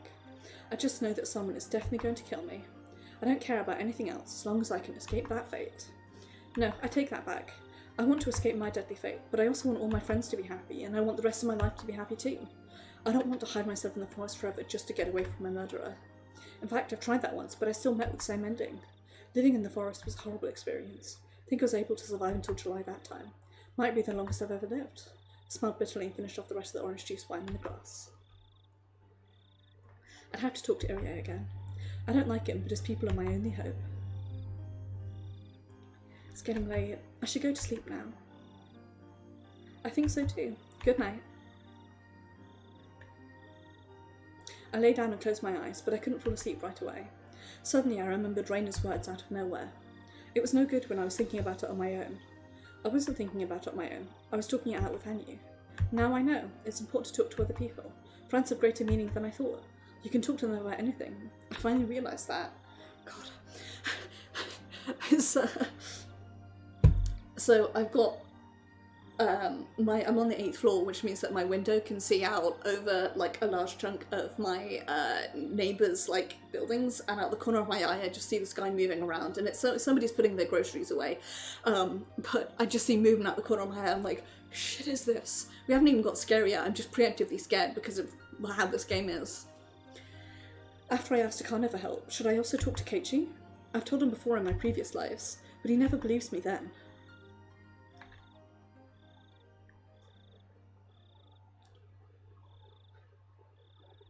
Dun dun dun. Man, it feels like in the last like 3 chapters we got a whole bunch of like world building dumped on us abruptly. I'm also really intrigued by Hanyu. The icon for this achievement is a wine bottle. Nice. Rika Furude always thought there were 4 members in her family. She could clearly see all of us. Her father, her mother, and me. She had no idea that I was invisible to anyone but her. My appearance is a little different from human beings. I may otherwise look like a person, but I can't hide my horns, so it's obvious I'm not human. I'd hoped that because Rika seen me since she was a baby, she wouldn't be bothered by my ugly horns at all. And that hope came true. Just as chicks believe whatever they first see is their parent, Rika accepted me as part of her family as a matter of course. Even though I have these horns. Rika and I have been close ever since the day she accepted me as a family member. I became closer to her than her parents. Couldn't even remember the last time I was able to communicate with someone. We spent all day together. but her family, especially her mother, denied my existence. Since her mother so strongly denied me, Rika and her mother became distant. Rika didn't learn certain things that many children learn from their mothers. That's why I taught her instead. It's kind of ironic how that made her mother resent Rika even more. Rika used to fight with her mother a lot about how she talked. I guess she picked up some bad habits from me. Besides the fact that she didn't get along with her mother, Rika was a pretty normal girl. She was just like Satoko. She loved running around in the woods and doing mischievous things. However, in June 1983, Rika's life was taken. All we want is a happy life for Rika. My power only allows us to search for the path leading to that. It's awful to repeat the same tragedy over and over again. Although it's devastating, we can still find happiness within this endless world. I wonder if Hanyu is the one in the other game that I still can't remember the name of. Rika Furude's destiny is a tragic end, but I'm secretly enjoying the fact I get to spend more time with her than what normal people can enjoy. It's not just Rika. They may not see or hear me, but being with Satoko, Mion, Reina and Keiichi is also very fun. I can never be one of them, but I can still be by their side.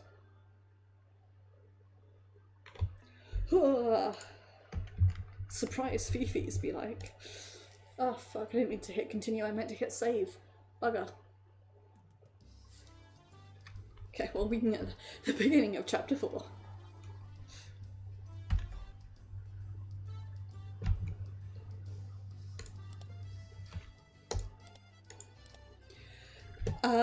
Because indeed it is time for me to end stream off here. My throat really hurts, so I'm gonna chug a bunch of water and chill out, I think. But this was a good... I'm so glad they gave us this huge like lore dump and reminder at the start of this chapter, because there was so much that I had like absolutely forgotten. So I'm really glad to see that. And yeah, I'm into it. I will be streaming Nier Automata this Saturday. Going to be streaming the start of Route B, which I am starting off now. Finally getting back to that. Then on Sunday, I may or may not be streaming Destiny 2, really depends how I'm feeling. Tuesday, may or may not be streaming Final Fantasy 14, and next Thursday it'll be more Higurashi When They Cry. Just so you're aware, especially not new people, people who've been here before, the end of this is not quite accurate. I'm just using an old one because I forgot to make my new one before the stream started. My plan is try and stream Saturday and Sunday at 5 to 11, and then Tuesday and Thursday 5 to 8 on the weekends, and then 8 to 11 on the weekdays, just because I tend to have what to do during the week, and I find it easier to get that done and then stream than like take a break in the middle of that to stream. And it's just with how things are shaking out, the schedule doesn't work. It does mean I have to remake a bunch of graphics, but oh well. But yeah, thank you for watching, everyone. Thank you so much for the raid on Nom Nom. It is very much appreciated. I am absolutely going to watch the Higurashi anime. I just need to get round to it. Pretzel has just died, so I'm sorry about that. But anyway, take care everybody, have a wonderful evening, do look after yourselves, be excellent to each other. Can't believe that I remember all of that. And I will see you guys on Saturday.